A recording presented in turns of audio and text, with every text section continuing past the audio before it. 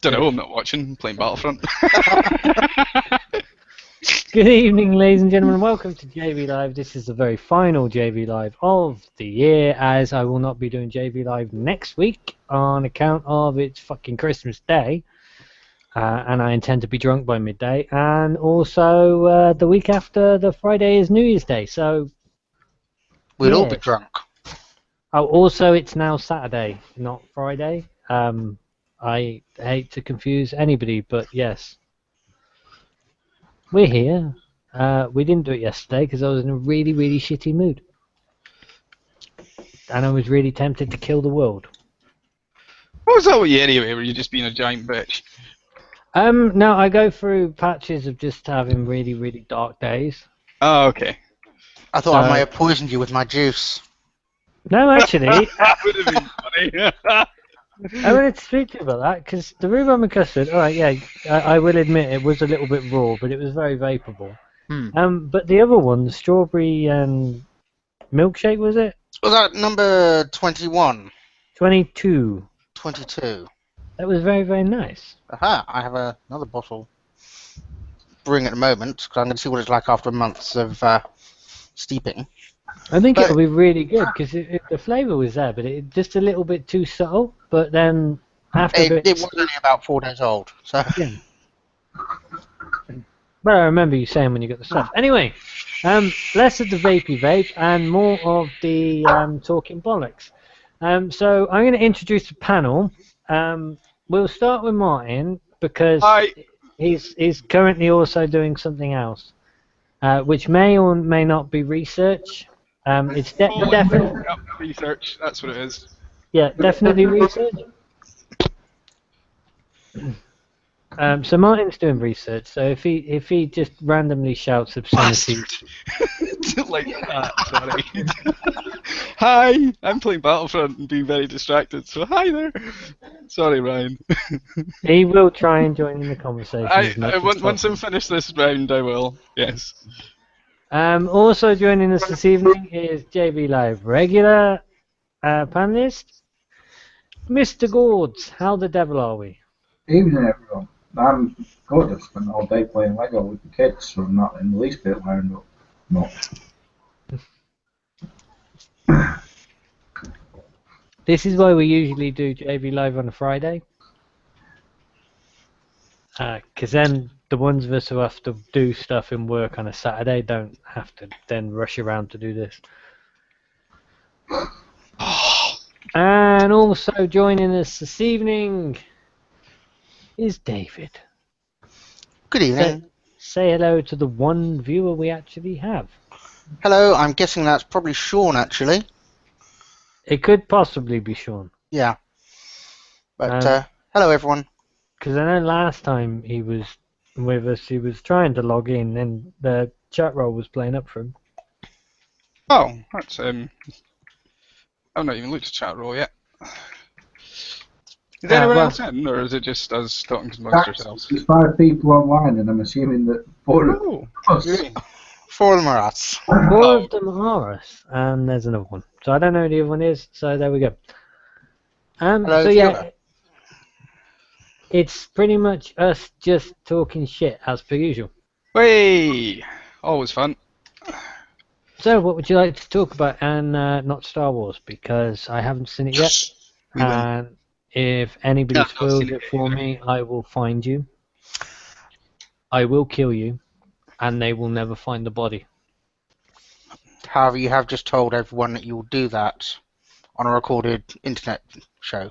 I'll reiterate that by, if you spoil it to me, I will find you, I will kill you, and they will find the body in various parts of the fucking country. Country, yeah, very nice. I think we're a very unified panel on this, actually. Yep, I think so, and I don't think any of us have seen it yet, so we're safe for ourselves as long as no one mentions it in chat. If you've seen it, I'm really happy for you, and I'm glad that it was really good, because everything I've heard, everyone that I've spoken to has enjoyed it, but I don't want to know anything. Yeah, exactly. I want it spoiled. I was going to go and see it tonight. but well, you lot interrupted, and plus none of the VIP seats were available, and I don't like the scabby seats. I like the big, fat, comfy seats. Well, I was going to go and see it tomorrow, except I've got nobody to go and see it with. And I kind of want somebody there because when I have my little fangirl moment, I'm going to need somebody with me. I'm actually, in a way, I'm not looking forward to going to it because I'm just going to be sitting through the whole film going like that all the way through. That's why I'm waiting to the new year, and I'll go to a midnight showing so I can do it in private, with my own screen, maybe 2 or 3 other nerds scattered around the cinema. Mm-hmm. I'm going to find out when you're going, and I'm going to sit behind you, and I'm going to throw popcorn at you the entire fucking day. But you see, I'm going to probably go to View, but you prefer Odeon, don't you? I can go to View. If you're going to be at View, Yeah. I can go to View. On the other hand, I may go to the Electric Palace in Bridport. See, you bastards don't have a choice, honestly. We have a choice, yeah. Yeah, we have a choice between a Got shit one cinema cinema and up a here. mediocre cinema. Yeah, and unfortunately, David likes the shit cinema. Yeah, that's purely because on the way there I can stop at the King's Head and get a drink. On the way back I can stop at the King's Head and the one at the bottom of my road. Have to drive 20 bastarding miles to get to the cinema. Have you 21, asked actually. them to move it closer? Yeah. Yeah, it won't work. How Don't much they, did you don't they actually- still do those mobile cinemas where you sort of drive up to it and they project it onto a bed sheet? No, I don't think so. Manchester. There has been one in Manchester. There's also a thing down there called secret screenings. Yeah, I've heard of those, yeah. I'm not entirely clear on how you find out about these, but again, it's like a drive-in. Mm-hmm. Discreet. Well, I think the Stepson went to see one and they played Back to the Future. So they went and got to Back to the Future to drive it. Which would have been quite a cool ordeal. Well, I mean, it's like we do have a choice as, and the reason I do prefer the Odeon over the View is the Odeon used to. I'm not sure if it does anymore. It used to play a lot of independent films, just on a small run. So if it was a big independent film, there'd be a lot of people in the cinema. But if it was just something most people had never heard of, then there'd be nobody there. But they also used to do these fantastic back-to-back film marathons. And the one year it was Friday the 13th. Next year it was Nightmare on Elm Street. Then it was the Halloween films. This was all around Halloween, by the way, not just randomly throughout the year for no reason. I thought they may have been Easter ones. Yeah. It was the big Christmas push, you know. They were trying to get out the Christmassy films and get that Christmassy feeling. Which, by the way, just addressing a meme that's going around the internet. No, Frozen is not a Christmas movie, and yes, Die Hard is. Yeah, never forget Nagatomi Towers. Die Hard 1 and 2, I believe, are set at Christmas. I don't think They Die both Hard are. with a Vengeance. Die Hard is. 3 wasn't, but then that film probably best left. I wasn't a fan of that one. No, not specifically a fan of 3 or 4, but they're still Die Hard movies, and Bruce Willis is still awesome in them. So, you know. You know, I was actually instructed by Dylan Stewart to consider having a Christmas. Dylan's school is Catholic.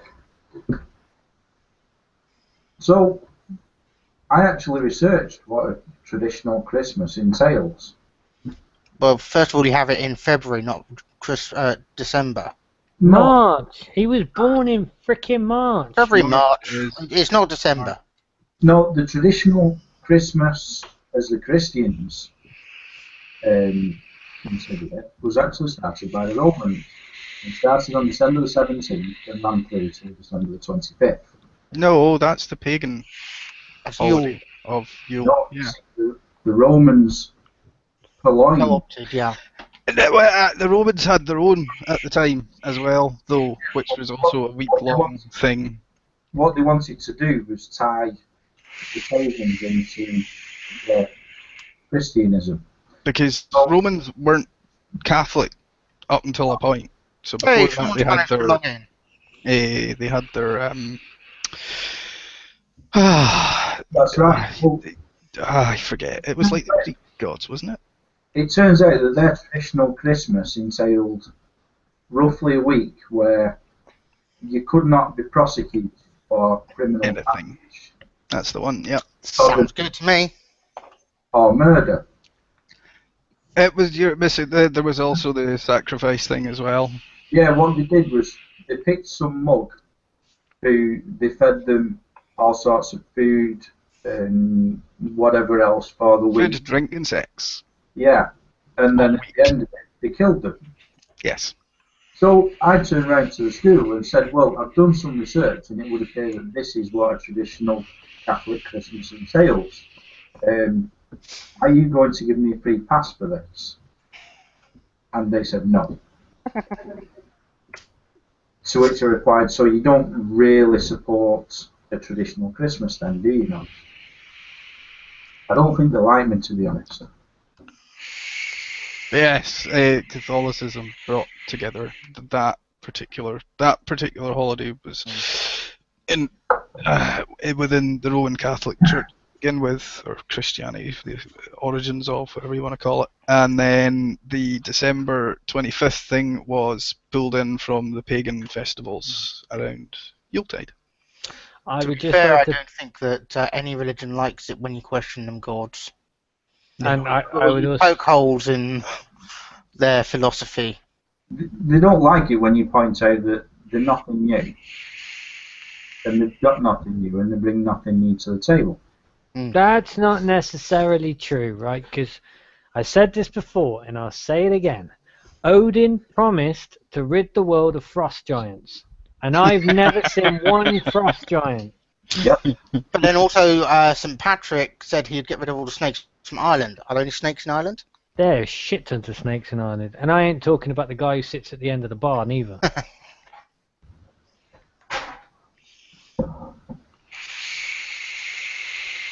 That would pretty much make a lot of sense, Sean. But yes, Christmas. What a load of old bollocks. Yeah, totally.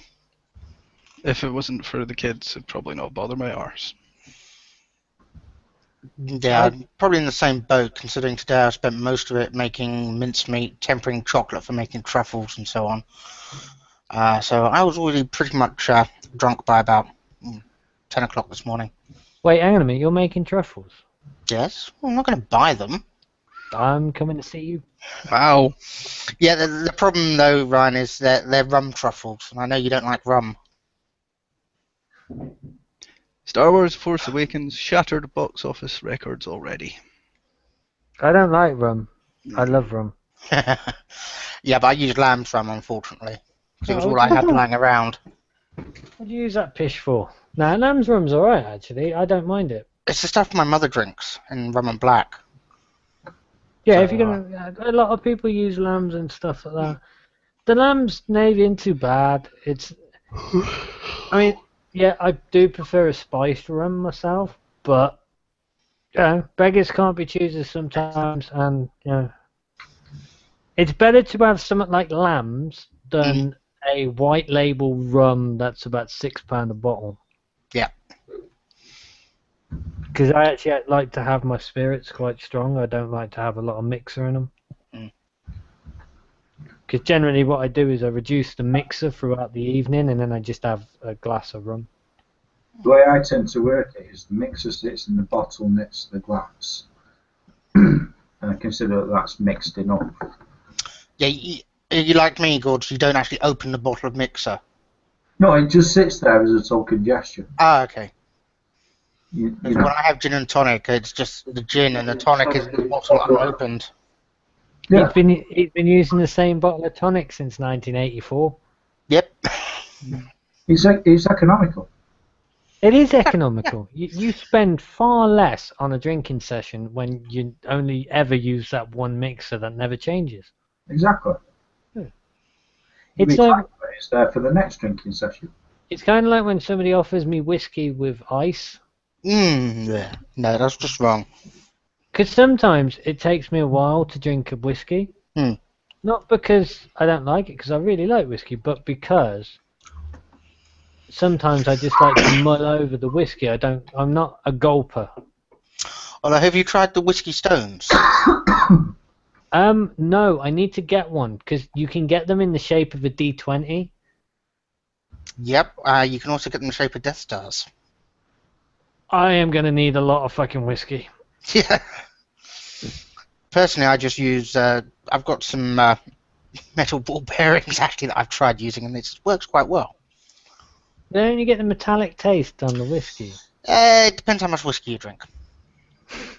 Depends on the brand of whiskey you choose. Yeah, I was drinking with Jameson's as well, so it's not exactly a great loss. God, wow, that's Irish whiskey. But it did make the Jameson's taste better. That's not proper whiskey. If it's whiskey and it don't come from Scotland, I'm not drinking it. Yeah. Well, I wasn't going to try it on my Talisker or my Old Putney or my Jura, which I like to drink relatively warm, heated by the temperature of my hand. Yes. Well, this is why brandy is served in a brandy glass, because that's the design of the brandy glass, is so that you can hold it and warm it. Because you should really drink brandy in front of an open fire with a cigar, Some Stilton on the side. and you should actually stand in front of the fire not to warm yourself, but to warm the whiskey, the brandy. Trouble is finding the 4-year-olds to crawl up your chimney to sweep it nowadays. I got nephews. Okay. You ain't gonna ask, man. I send the nephews out. At the moment, they just get swept by bloody wood pigeons and magpies falling down them.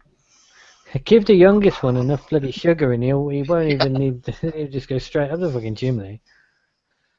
Oh yes, alcohol. It's awesome, and you should all try it. Unless you're teetotal or allergic, in which case, don't do that. If you're allergic, I'm very sorry for you.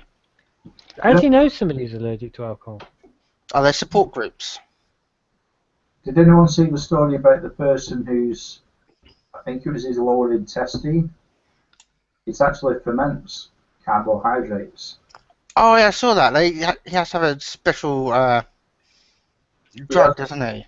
Yeah, he has a rare disorder where basically if he eats like a sandwich, he ends up pissed.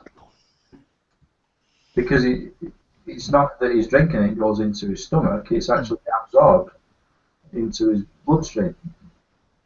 Well, That's awesome. I want to know if it's contagious. it's like you know Richard E. Grant. He with Nail and I.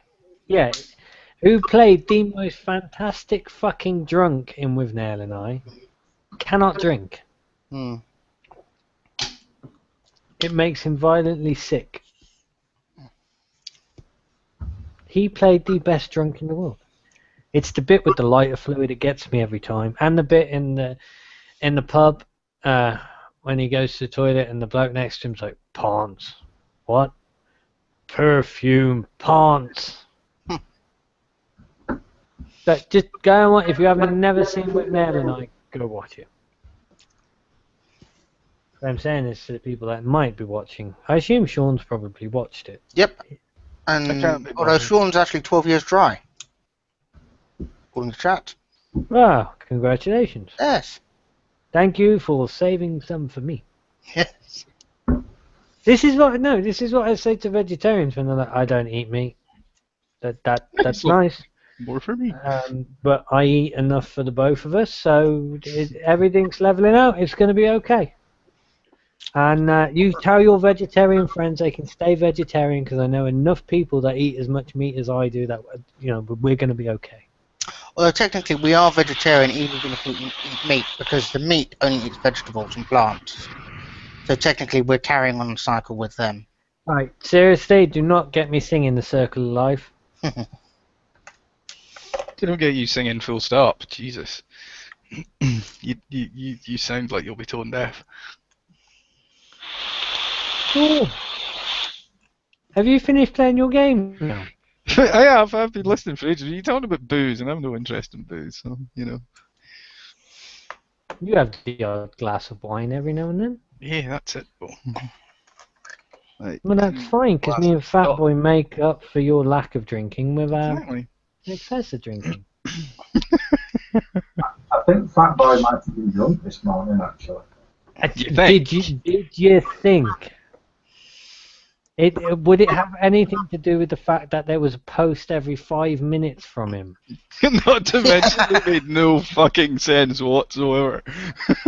No, I had a message from him waiting for me. Brilliant. Mate, do you consider that I got woke up at roughly 6 o'clock in the morning by James had come and got in bed with us.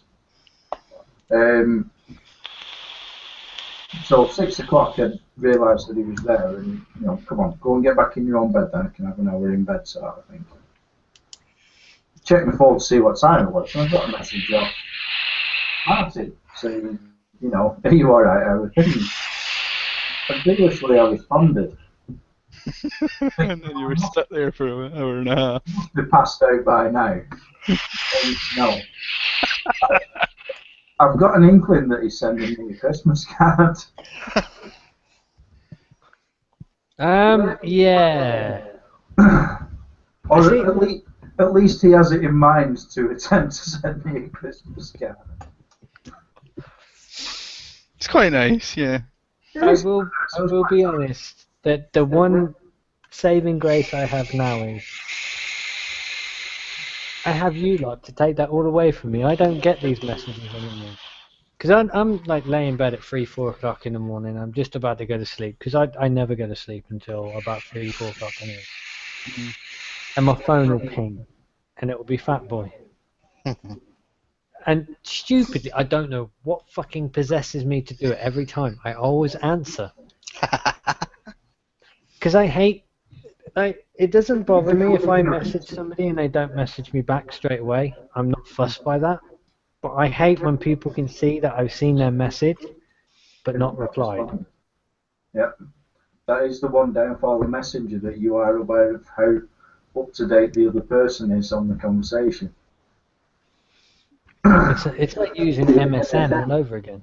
Yeah. Now, see, that's the reason why I like a Windows phone. You set it on quiet hours. And my quiet hours start round about 11:45 in the evening, and they go on till round about 11:30 in the evening. That's not true. I messaged you at 1 o'clock the other morning, and you messaged me back. Yeah, but my iPad was on, unfortunately. Ah. My Android Xperia Z2 does that, so... Yeah, every Android phone does. Yeah. I have my phone set up the same, you know, they go quiet at a specific point and they don't go noisy until a specific point. So, you know, if you message me at a ridiculous time in the morning and I respond, it's not that you've awoken me or anything, it's that I was in a position to respond. Yeah. You know.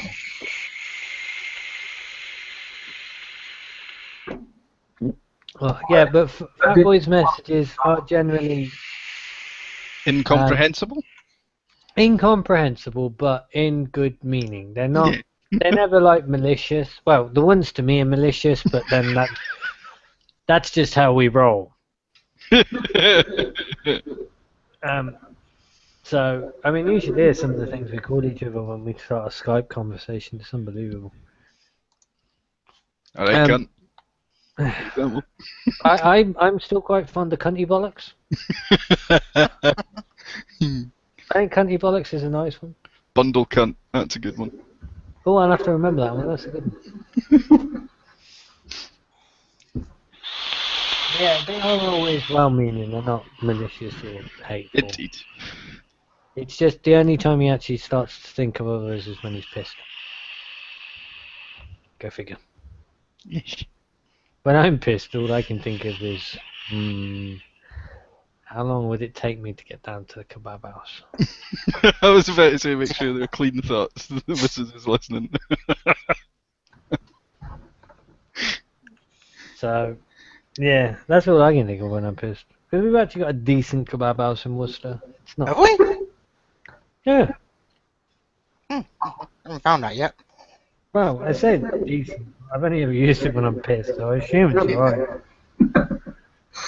You always remember that it's alright when you're pissed again. Yeah. And you're still okay in the morning. Yeah, well, I don't get food poisoning like, a lot of people. Hmm. I'm sort of semi-immune to it. One of the things I miss about Bracknell, just on the outskirts, there used to be a fantastic kebab van. You wouldn't go near it normally because it looks like the most run-down piece of shit caravan. But it was the best kebabs ever. Oh, have you ever used the one on the Hereford Road? See, this No, I is don't think so. something that's bizarre about Englandshire.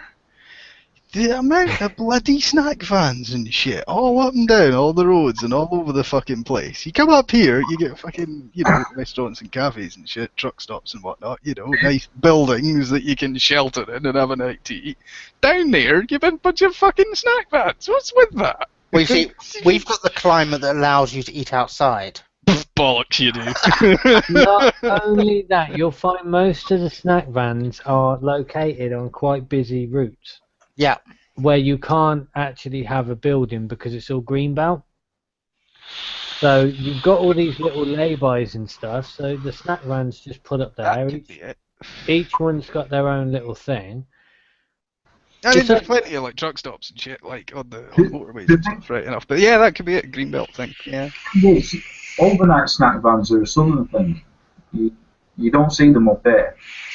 That's because they'd get robbed.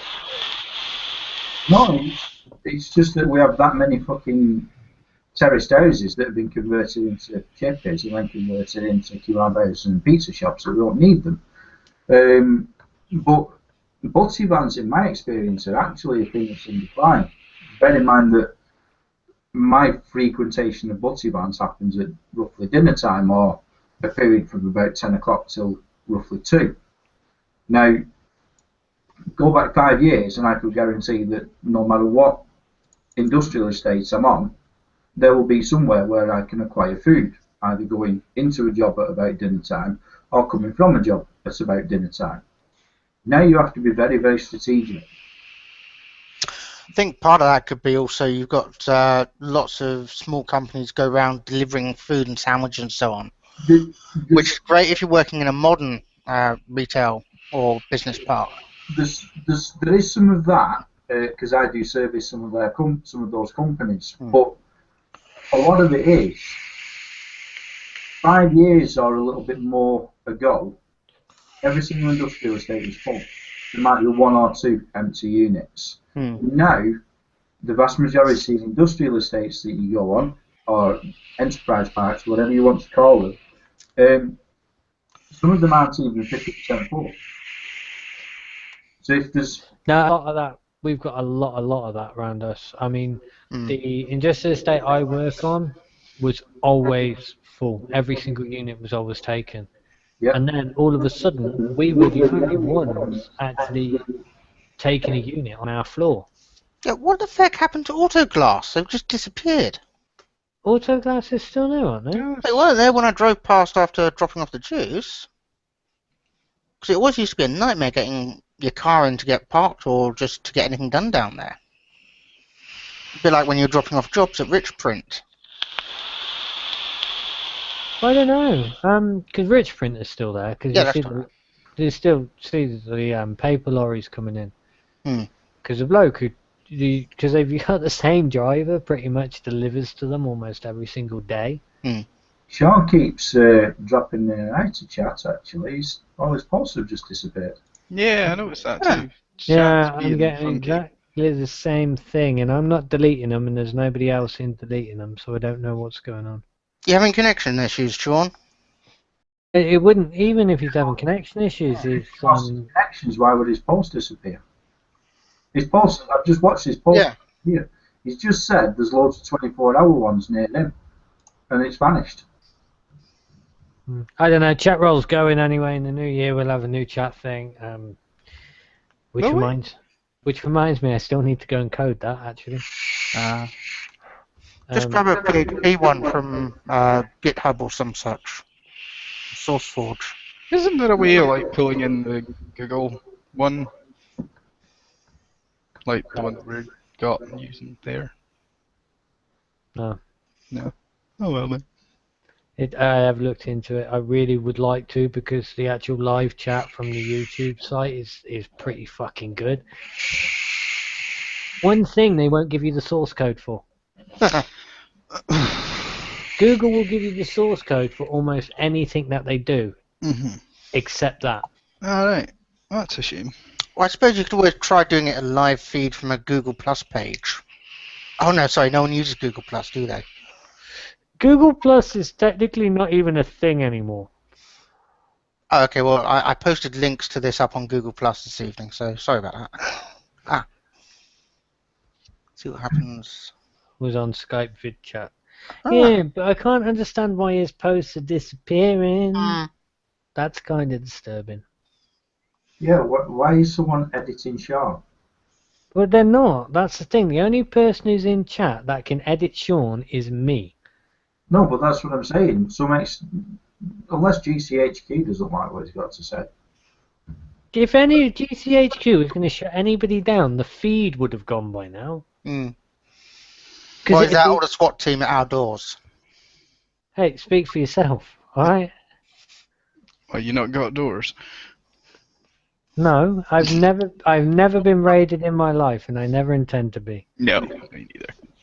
I am perfectly legal and above board and have licenses for everything. Except the tank. But that's a different matter. Yeah, I'm fairly okay apart from some software. Which I got during beta stage when you didn't need licenses. I wouldn't worry about it. It's not that sort of thing people ain't worried about. It's like Adobe don't give a shit that people like pirate Photoshop anymore. Because they stopped selling Photoshop about 10 years ago. GCHQ are Muppets. Yes they are. GCHQ are definitely Muppets. Now, what were those keywords I mentioned in chat? I think it was yesterday. No, I'm not doing that because Google is an American company and they will overreact to fucking everything. I can say cunt as much as I like, but I'm not going to say that. Okay. So no references to the ancient Egyptian goddess Isis then? Well, you can mention ISIS all you want, as long as you're talking about the Egyptian goddess and not the bastardized term that the Western media has given to a bunch of fucking twats. That's actually, but why ISIS? Because they call themselves the Islamic State, which is just IS. So what's with the extra IS, you fucking... The CIA keep on rebranding them. Yeah, but this is from the same country that had to call New York, New York. It's in the state of New York. What should we call it? Let's call it New York. That's a brilliant idea. Which came first? I thought New York was in Pennsylvania. Or is that just the next state over? I don't know. But it's New York, New York, isn't it? I thought that was just the song. That was like... No, New York Frank State. Sinatra. Yeah. Yes, the city's so good, great, they named it twice. No, it's a state, isn't it? Isn't New York a state? Yeah, there's New York State, and then there's the city, the Big Apple. Oh, wait a minute. Oh, yeah, you're right. Yeah, There you go, Sean. Sean, you've disappeared again. Sean, is it actually staying up on your screen, or? Because we've all read those 3 messages. We've all seen them. They were there, and I've just watched them. His GCHQ one disappeared, and then his other one disappeared beforehand. Ah. You know why I want to visit New York? You know why? Because I want to go to Scranton, which is only a couple hours away. I've been to New York, to be honest. Yeah, it's a dirty, smelly city full of very rude people. Yeah, but still, I'd like to go and see it for all that shit you see in the movies. You know, oh, look, the Empire State Building, oh, look, a bridge thing, and so on. Yeah, trust me, I've been to New York. You can't see anything of that. The smog is fucking... Yeah. I don't know what it's like now, but sort of 20 years ago when I went, there's all sort of nets and barriers across the top of the Empire State Building. Yeah, so many people would chuck themselves off. It, yeah. But is it not that there's a thing that says if you drop a penny off the Empire State Building, terminal velocity. Yeah, a penny is not ever going to be enough to actually kill somebody. No, that and because of the shape of the Empire State Building, it wouldn't make it to the ground. No, because Well, it's tiered. Yeah. yeah, you need to get a good chuck. But, At the top of the Eiffel Tower doesn't matter if you drop it down the centre. Oh, there we go. when Sean starts a Skype call, feed goes back to an earlier point as well. He has to get live to catch up. It's his computer playing funny buggers then. It's weird though. Yeah. So yes, I'm not going to the top of the Eiffel Tower because it's in France. I prefer to think of it as occupied England. It's been occupied a lot. Yeah, I'll give you that. And technically, we do still own part of France. Actually, thinking about it, no, it's going to be another 20 odd years yet. In 20 odd years, France can actually celebrate the fact that it hasn't actually been occupied for over 100 years. And let's face it, it wasn't the French that occupied England, it was the Normans who hated the French. Everybody hates the French. Yep. Have you met them? They're French. I don't know any French people. I don't think. I've only ever met one Frenchman that I actually liked, and that was because he kept bringing me fucking pastries. But like British pastries, not even French pastries. Like you bring the custard slices and stuff like that, and I'm custard slices, cream slices, man. Oh yes, that's proper scram. If I go to America, I'll be honest, I've no interest in going seeing the cities. I want to go out into the sticks where they have lots of guns. The Grand Canyon is quite impressive, as is the Monument Valley. The Grand Canyon's a big hole in the ground. Yeah. Catch it at the right time of day, though. Gorgeous. Technically, it's a split rather than a hole. Well, technically, it's not even a split. It's actually caused by erosion from the river that runs through the bottom of it. But So you're going to say it's a cut rather than a split? It's erosion. Yeah, which is... Although, no, actually, a cut is different geologically speaking. This is erosion. it's a big hole in the ground anyway. If you erode something, you're cutting it. It's a gorge. That's what it's called. Technically. Sounds funny as well. David and Ryan, Martin and Graham off. Just Yeah, I'm David getting- and Martin and Yeah, Graham feedback off. as well. George has got feedback as usual. I didn't want to be mean and say anything. Well, we Get sorted some it. headphones, you dick. Me and Martin are just using higher quality equipment. Oh, I've actually got a 3-pound webcam plugged in and that's the microphone. it's Why then? doing an alright job. It's just, yeah, your speakers are a bit close or something. Sounds like a transatlantic call in the 1980s. Ooh, I know what happened this week that we can talk about. Yeah? We sent a man into space. Yeah, we did. Did we? Well, did we? We didn't really. The Russians did. Russians did. It's just they let him fucking tag along, really. I bet they didn't do it for free, so we I bet they fucking didn't. Yeah, that's your European tax pounds at work. Well, no, let's face it, that's not European tax pounds, is it? It's British tax pounds that have gone into Europe's fucking pocket and then paid for it. Although England did pay for India's space program, so You know, for all the fucking complaining about giving money to Europe and like international aid and all that shit, which isn't actually, they're just calling it international aid. It's fucking restitution for the shit that the government did to those countries. That it's dwarfed in comparison to how much these fucking bunch of tax dodging bastards owed a lot of us. So, you know, we shouldn't be complaining about it. You're moaning about the wrong damn things, people. You can't call it restitution when the fact is India wouldn't be where it was if it wasn't for Britain and the colonies, because it was that put the infrastructure in place in the country to actually bring it out of. Stone Age. and also if you talk to most Indians, That's impossible to say. they would welcome quite a lot of them would welcome us back. We gave them a world-class bureaucracy, we gave them infrastructure, and we taught them how to be complete bastards on the world stage. Well, you can make all these niceties about it, but it was still a shitty thing to do. We didn't Not kill too really. many of them. Come on. No, a shitty thing to do was send everybody that we didn't like over to the Americas to wipe out an entire population of people. When we had the colonies, we weren't wiping people out left, right, and centre. We were just bringing them up a couple of rungs. That's all we were doing. All right, there was a lot of servitude. It's not like I'm blaming you necessarily. for it, but like or three, to get the Also, the Indians welcomed us in, the East India Trading Company. Yeah. We didn't conquer them, they welcomed us in. The Yeah, thing it's the that same. you forget is we also built loads and loads of corner shops so that we enjoy. Anyway, the amount of money given to these various countries is still dwarfed by the bastards that are fucking literally bending us over and screwing us all. So, you're still complaining about the wrong things. Well, you say that, but I mean, Amazon do deliver on a Sunday now. Yep. Unless your name's Ryan Taylor. Yeah. No, they don't. They use the postal service, and the post doesn't run on the Sundays. No, they do deliver on a Sunday. I've had Amazon deliveries on a Sunday because they also use private couriers. Okay. Well, if they're using couriers, And it won't matter anyway in England, at least, because the Royal Mail will eventually, by 2017, be delivering on a Sunday anyway.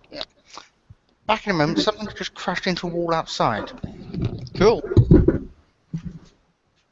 I didn't hear it, so it couldn't have been that impressive.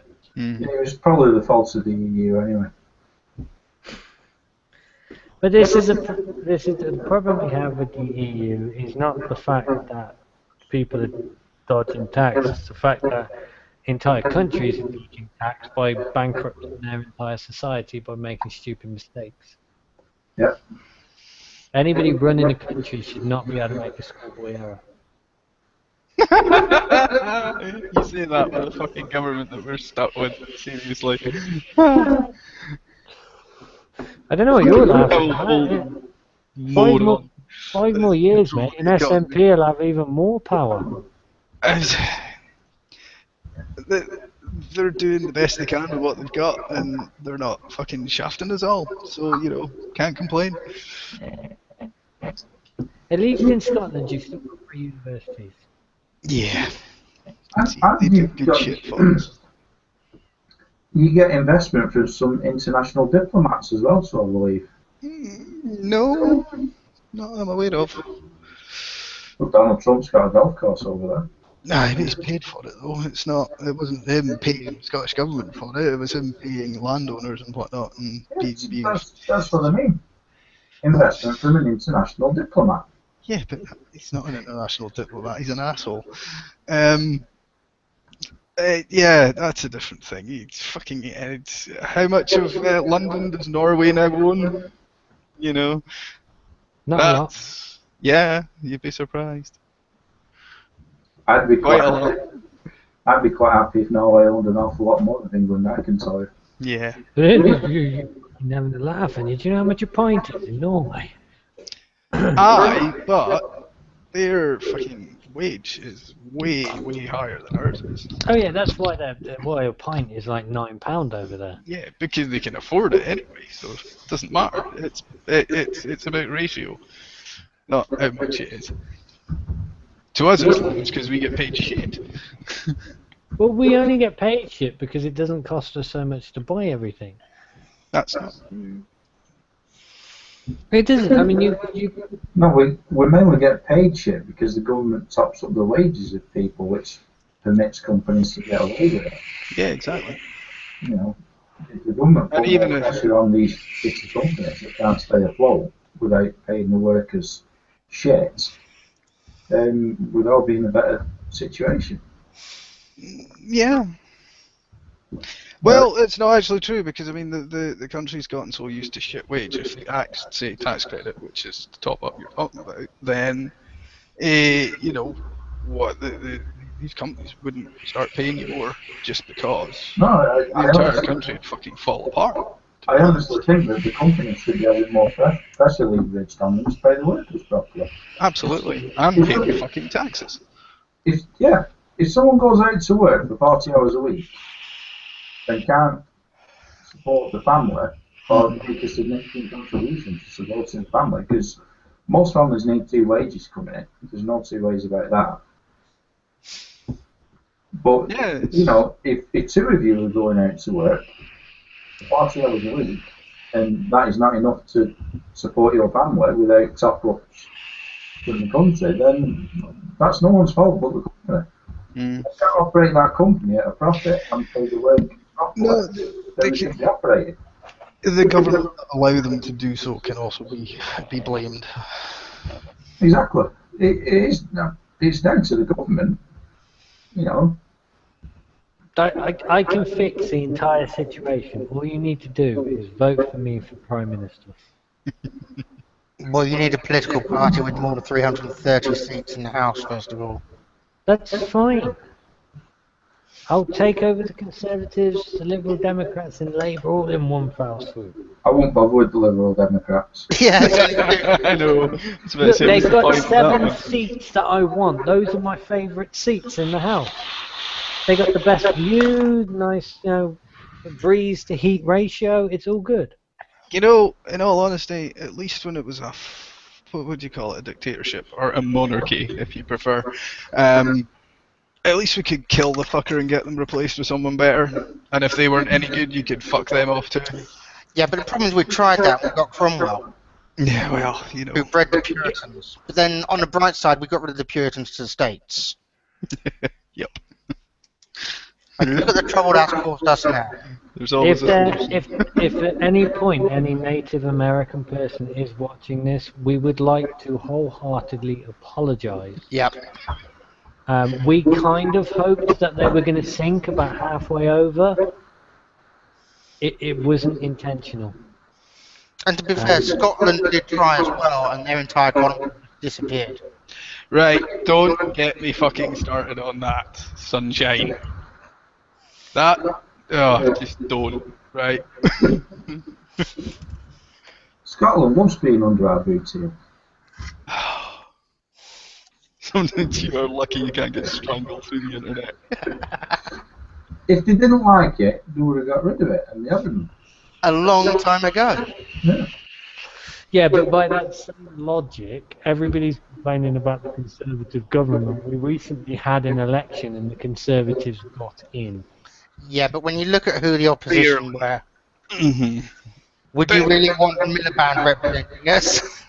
They are on a majority government based on, what was it, 32% vote or something? 37%. 37, sorry. Yeah, but then when you look at that, what did UKIP get? Conservatives apparently got, well, UKIP had something like 4 million votes. I know, it's a tremendous amount. 4 million people cast their vote and had no representation in Parliament at all. They've got one. Admittedly, he's an arsehole, but they've got one. Do they? Yeah, Douglas Carswell. And that was only because he was a sitting Conservative MP beforehand. Oh, right, okay. But the thing is, if you look at it mathematically, 63% of people didn't vote for the majority government. Mm-hmm. 63% of people That's probably an voted. important point. That's not 63% of the potential people who could have voted, because I think That's it's only about 60% of those who certainly. actually voted, yeah. You see, let's just lift the ban on cloning, clone Winston Churchill, and go back to the way things used to be. He wasn't actually any better. Winston Churchill didn't do much more than actually do the whole government thing through the war. After the war, other folk took over and did all the good shit. Not him. But then when you look at it, like they say, you want a Conservative government during the hard times and the Labour government during the good times. The But Labour government will give out loads of cash, the Conservatives rebuild the economy afterwards. that's nonsense. Admittedly, this time, the They're Conservatives... doing a great job of that at the moment. Hmm? They're doing a great job of that at the moment, considering we owe something like 5 times more than we owed under the Labour government that they select for it. Yeah, but the majority of that's interest. Actually, that's not even true. That a lot of the figures that are being bandied around are completely and utterly bogus. I mean, the fact that the Labour government gave the Conservative government a budget during the first coalition government, so we're talking 4 or 5 years ago, they left them a budget for the next 12 months of literally nothing. Yeah, well, one of them left a note, didn't they? Good luck, there's no money left. That's just a running joke. It's not quite true. Well, no, when I say no money, I think there was about $1 billion or something left, which sounds like a lot of money to me, you, and everybody else. No, running a country terms, it's not a lot. It's about 2 weeks worth of NHS. I don't Something think like it's that much. It's not a lot, and to try and then do that, and I understand that where some of this whole get rid of this benefit and that benefit and make it harder to get this benefit is coming from. Unfortunately, that only works when you've got a stimulated economy, and only works when you've actually got people in employment. When your employment rate is constantly rising, people are relying on those benefits to survive. It's not even a case of living, it's just surviving. I know, right? We all know that 1 or 2 people that are on benefits and they take 3 holidays a year and they never worked a day in their life. And this, that, I and the other. bloody don't.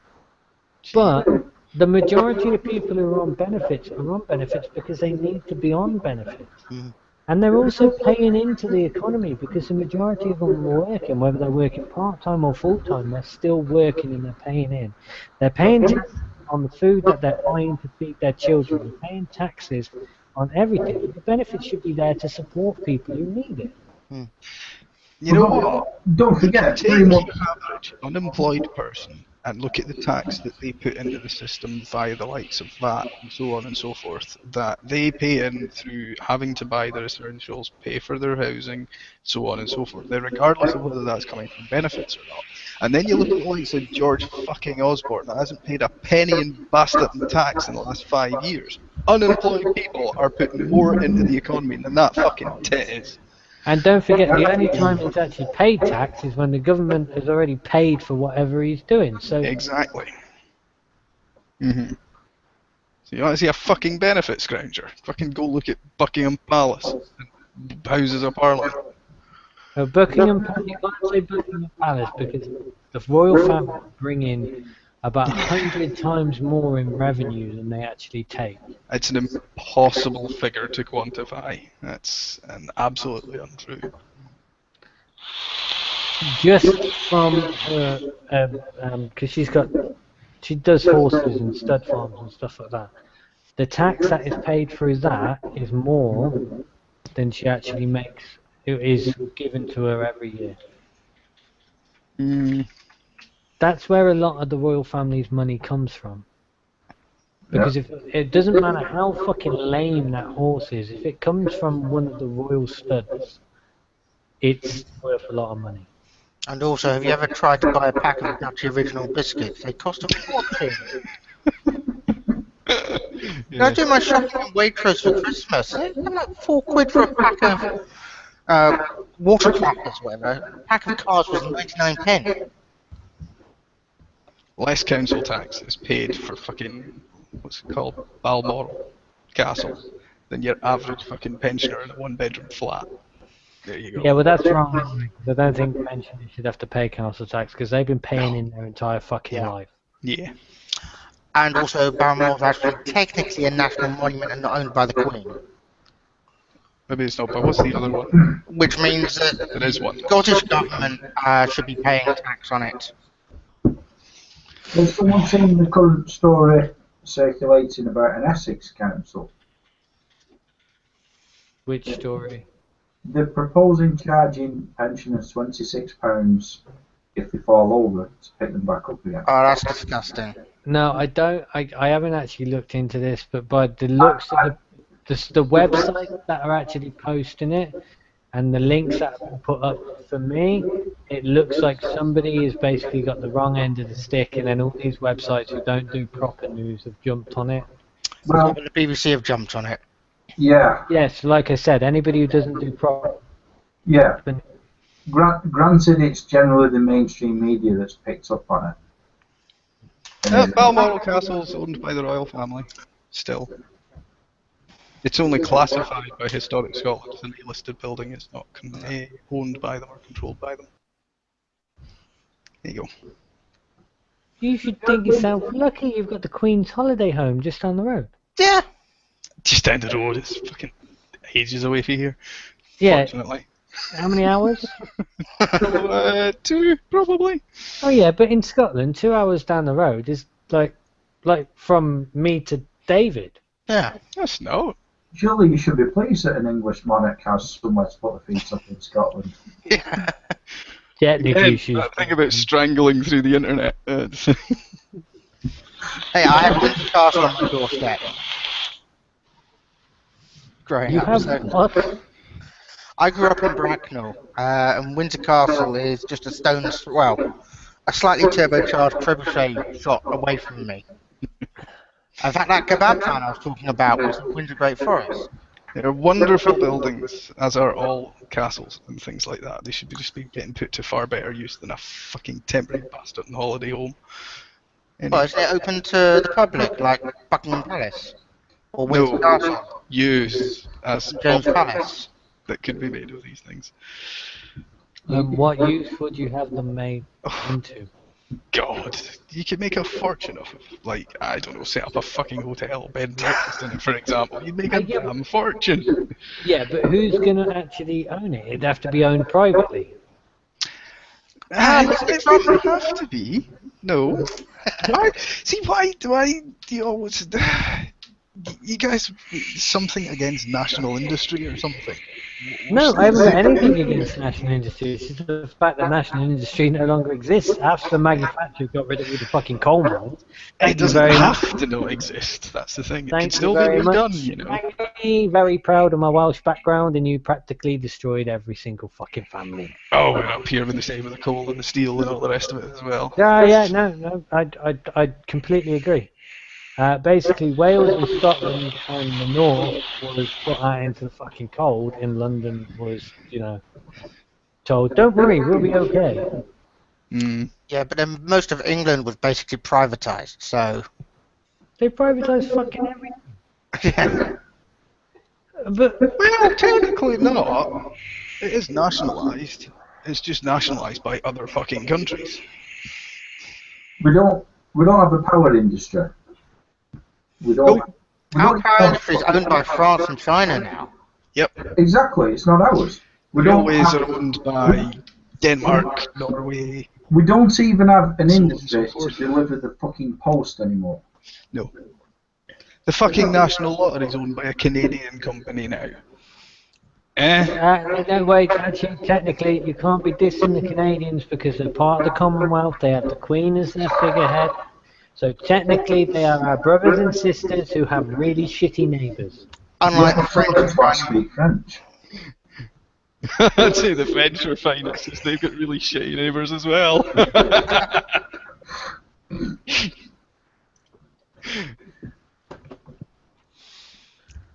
Yeah. The French don't. The French don't have shitty neighbours. Yes, they do. They got the French- Germans. Nah, the Germans are They got alright. the Italian. Ah, that's a good point. The Italians. What have the Italians ever done for the world? Nothing. No, it's connected by landmass, I might add. Those neighbours. Oh, are you trying to insinuate the people that have saved the French people God knows how many times? In the last century alone. How much worse would it have been if you just left them all to it? It would have been a lot worse because the Germans would have had a much further front to us. And put it this way, even Scotland would be fucked. Yeah. Wales would be fine because Wales has never been invaded in its life because nobody wants to invade Wales. That's not true. Wales was invaded by the English and annexed, and you have no right of a cessation. You're effectively part of England. Actually, it was never invaded. Well, It was a political agreement, wasn't it? They willingly joined. yes. I can't remember the specifics. I did look into it once, but For yeah. some reason, they, Medieval But then, thing. so did the Scots willingly join, didn't they? eventually, But for some reason, No, the Welsh didn't again- actually get in contact with the Scots and like talk about this whole fucking wall issue. Because the Scots had the right idea. Let's build a fucking wall. Let's put people on the wall and make sure that the English don't fucking come across the wall. Although actually it was the Romans that built both the walls. Yeah, it was the Romans. But yeah, And not the Italians, it was the Romans. And to be fair, the Romans built that wall to keep the Scots out. Yeah. Both bastards were that keen on coming down to England that they had to be stopped. yeah. But at that point in history, the I'm Scots were spoiled for the fall. And you know, if there's one thing I can tell you about the Scots during history, it's that they were pretty formidable fighters. Still are too. They're alright. Fucking head into Glasgow on a weekend. On a Friday night. Find out. I'd still rather have a Royal Welsh Fusilier at my back than a Scot. Well, that's because you're Welsh. Yeah. National pride is a strange, strange thing. But yes, I'm not here to give history lessons, but it's all fascinating stuff, and you really should read it. Is it true that the reason the Welsh don't really have an army is because they can't afford to feed the sheep? No, I the can't Welsh. imagine sheep in armour. The Welsh are actually some of the most formidable troops in the British Army. Always have been. Yeah. Well, again, the whole problem. Welsh and to be fair, Scotland we'll take cannon fodder get from any. kicked onto the front line first, as well. So you know, Yeah, obviously we're better than them. Well, no, Because- you're the cannon fodder. Yeah, No, but 'cause- being the cannon fodder makes sure you do a damn sight better job to stay alive. Because if you were Welsh or Scottish in the British Army, about the highest rank you could ever get is Colour Sergeant. Which meant that basically your weapon during a fight about 100 years ago was a flag. Yep. That was your job. Your job was to storm the battlefield carrying your standard. But then don't forget, one of the most prodigious roles in the ancient armies, so the Romans and the Greeks, was standard bearer. Yeah. Yes, it is a very, very prestigious role. However, It doesn't leave much hands free to fight with. I'll tell you what, it's amazing the damage that the Scottish and Welsh can do with a fucking flag, to be fair. I want to criticise them for that. and you know, they did lead the charge in a lot of things. Mm-hmm. And you knew you were in fucking shit when you saw the fucking Welsh Fusiliers come over the hills. So, oh fuck, it's the Welsh. You knew you were in shit when the Scottish came charging over the fucking hill as well. I mean, those guys only had to lift the front and they could bend you over and catch Scott with you. Why am I thinking of a certain Carry On film? Because I'm thinking of that same carry-on film.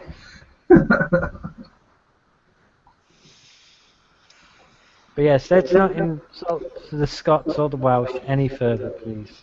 It's Who else can we insult? that French. you can go at the French all you like, but I mean, the problem with the French is they're kind of an easy target. They've been involved in 2 world wars, didn't actually kind of fight in either of them. They fought pretty hard in the First World War. Admittedly with British support. There British would officers. probably be some particular historical reason for the fact that they fell over so quickly come the Second World War. So they've Yeah, recently- they built that bloody Maginot Line. And the Germans thought, there's a great big defensive wall. We'll just go round them through Belgium.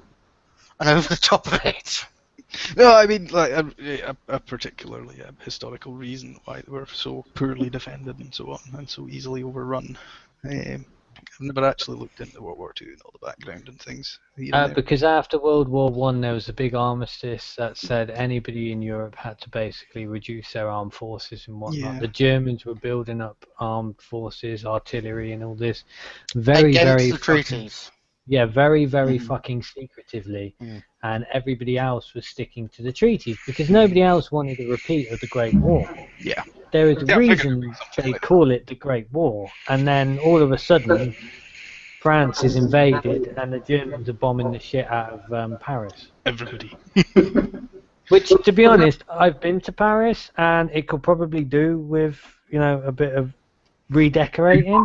A small tactical nuke would do it. I'd be quite disappointed because I'd like to go and see things in Paris, like Notre Dame and the Louvre and whatnot. Because I that's found interesting walking the shit. streets of Paris was rather like walking the streets of London back in the 80s. It's covered in dog shit. The thing is, Ryan would quite like to go and see Paris through the Without- website. Yeah. I've been to Paris as it stands now, and I would quite like to have to go into Paris in a radiation suit. I mean, that's as far as I'm going with that, but yeah. I hate it. It's a horrible city. It's dirty, it's disgusting, the people are arrogant, they're rude. I've never been anywhere where the people have been so fucking disgusting. Can I just pose a question? Has the last hour been the highlights of 2015, or are they yet to come? Right, we were supposed to be doing something particular, were we? Yeah, kind of threw that one out the window when we started talking about the French. I mean, don't get me wrong, I've kept my mouth shut about the French for about a month now, ever since the whole thing happened over there. And fine, okay, I feel sorry for them. Nothing like that should ever have to happen in any city. Unfortunately, we're at a point where that sort of thing is going to happen. And it's not because any country is better than any other country. It's not because of religious freedom or anything like this. It's because of extremists and people who believe that they are better than what they're actually preaching. If you have the gall to kill somebody and then say God made me do it, You're a bellend, basically.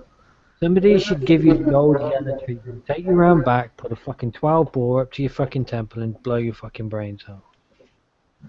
Because you don't deserve to be on this planet. I wouldn't waste the shotgun shell, it's too expensive, I'd just fucking hang them. Don't forget, with religious wars, the main basis of it is they're saying that my imaginary friend is better than your imaginary friend. The only time I want anybody to go on a religious war is when we need Firefly Season 2 and Fox won't give it to us. Yep, I will be donning my brown coat. Yes, I can get behind.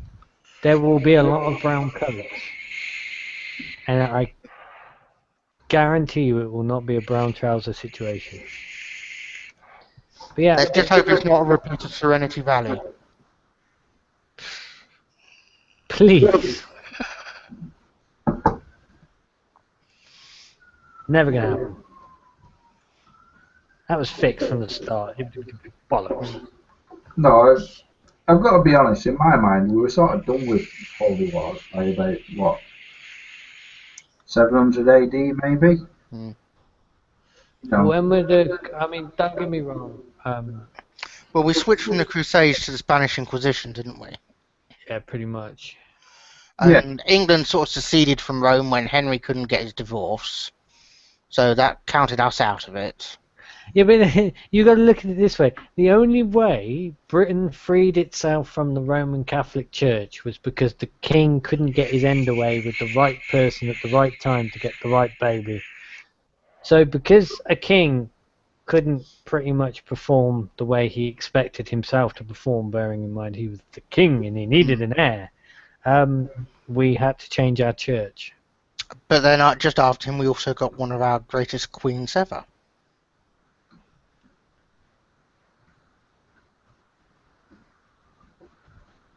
Victoria came years later. Elizabeth I. Oh, Elizabeth I. Oh, yeah. The ginger one. Are we doing Blackadder jokes now, are we? But yeah, I mean, the monarchy in the UK has changed that many times anyway. And most of it's interbred.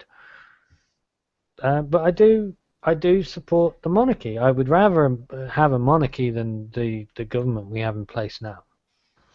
I'd rather have a monarchy than a republic, because otherwise you have to elect a corrupt president every 4 or 5 years. Just look at the state the Americans are in. They got... It's not a republic in corrupt. America, it's a corporatocracy. Exactly. But technically it's a republic. No, bunch of It's a cunts, federal that's republic. Who don't even control their own money. because that's all controlled by the Fed, which is a private corporation. Government can be done right. It just needs to make sure that the right people in the right places and are not corrupted. And the That's problem where is the the problem best comes in. person to elect to a position of power is someone who doesn't want to be there. Do you know the Greeks had a brilliant way of doing it? Mm. Every year, everybody's name was put into a hat. And when your name was pulled out, you were elected to a certain position within the government. Now, had you any experience in this sector or not, that was what you would do now for the next 12 months. You did not get paid for this. This was your national duty. And once you had done your 12 months, that was it. You never had to do it again in your life.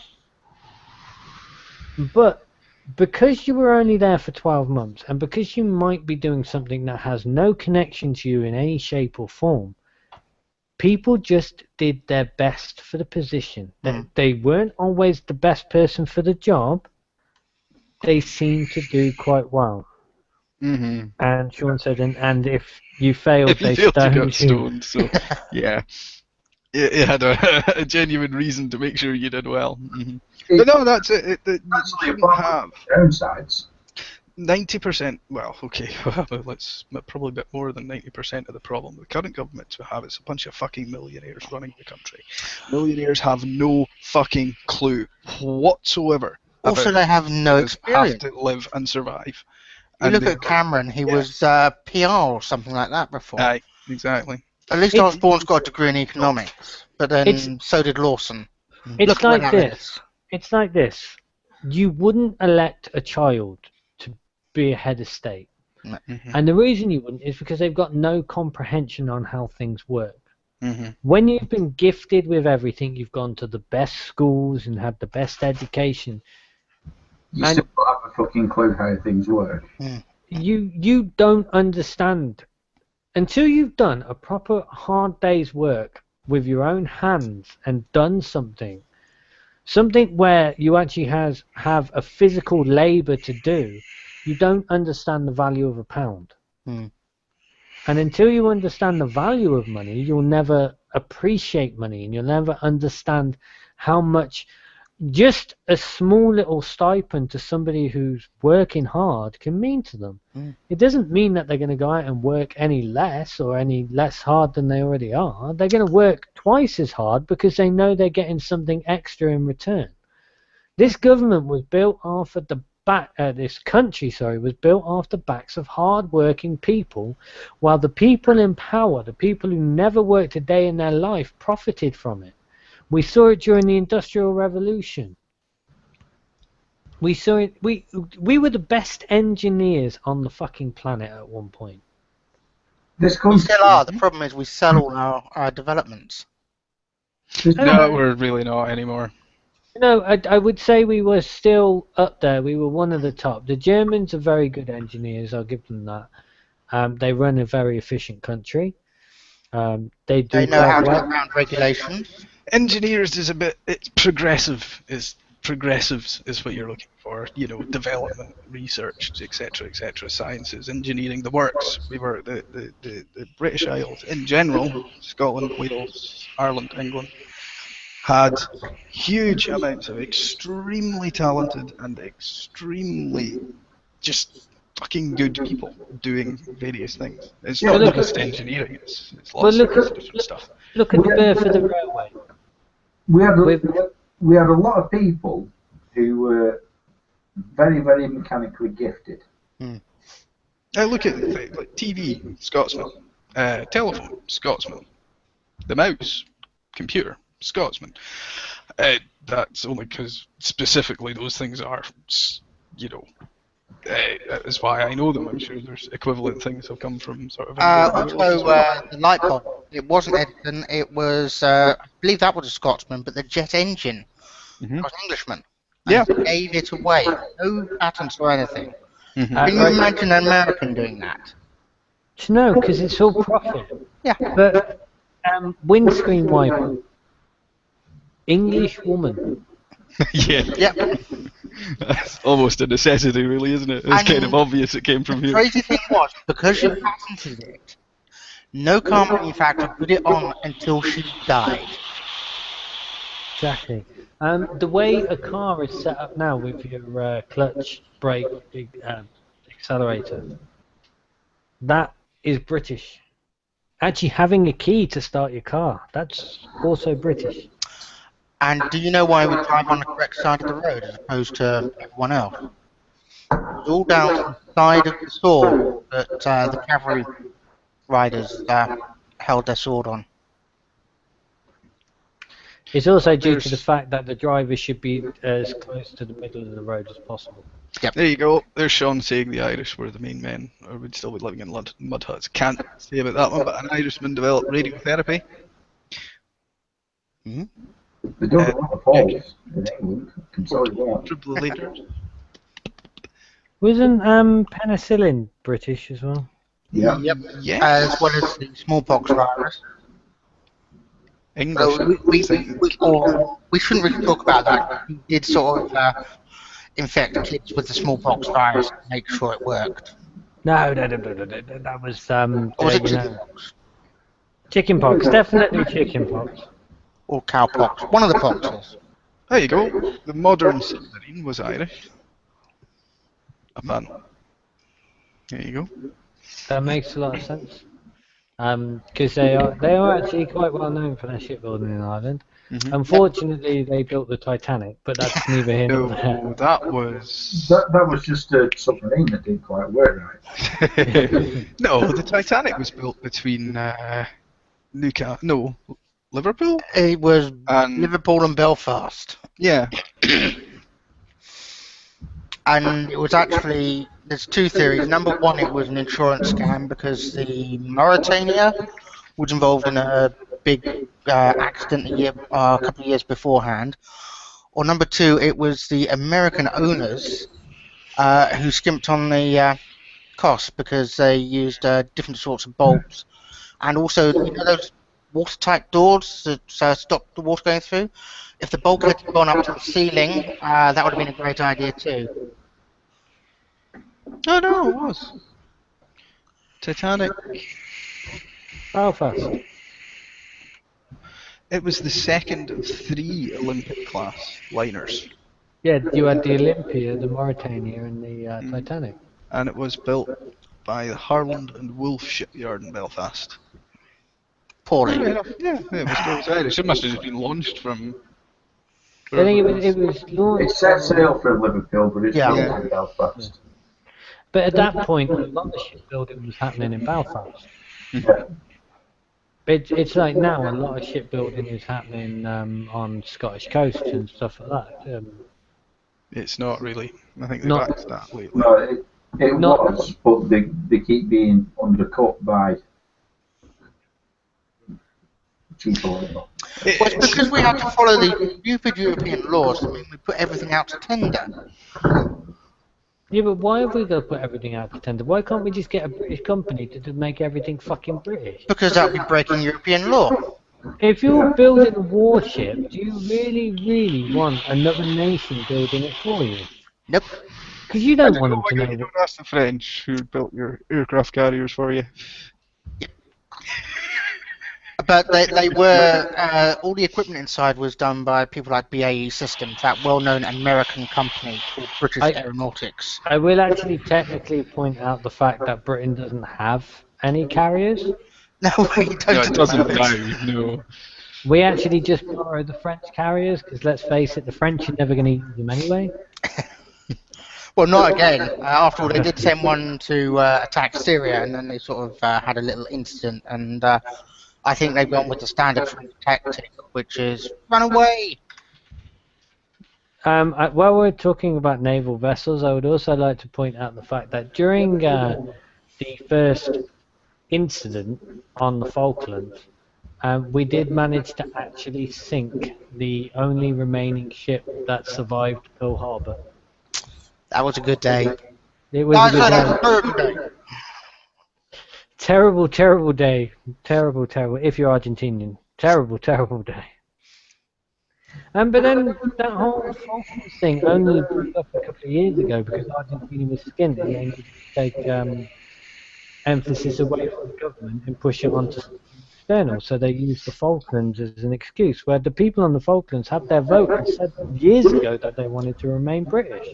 There's another reason as well. They want to get their hands on the Oil. share of Arctic space where all the oil is. Yeah.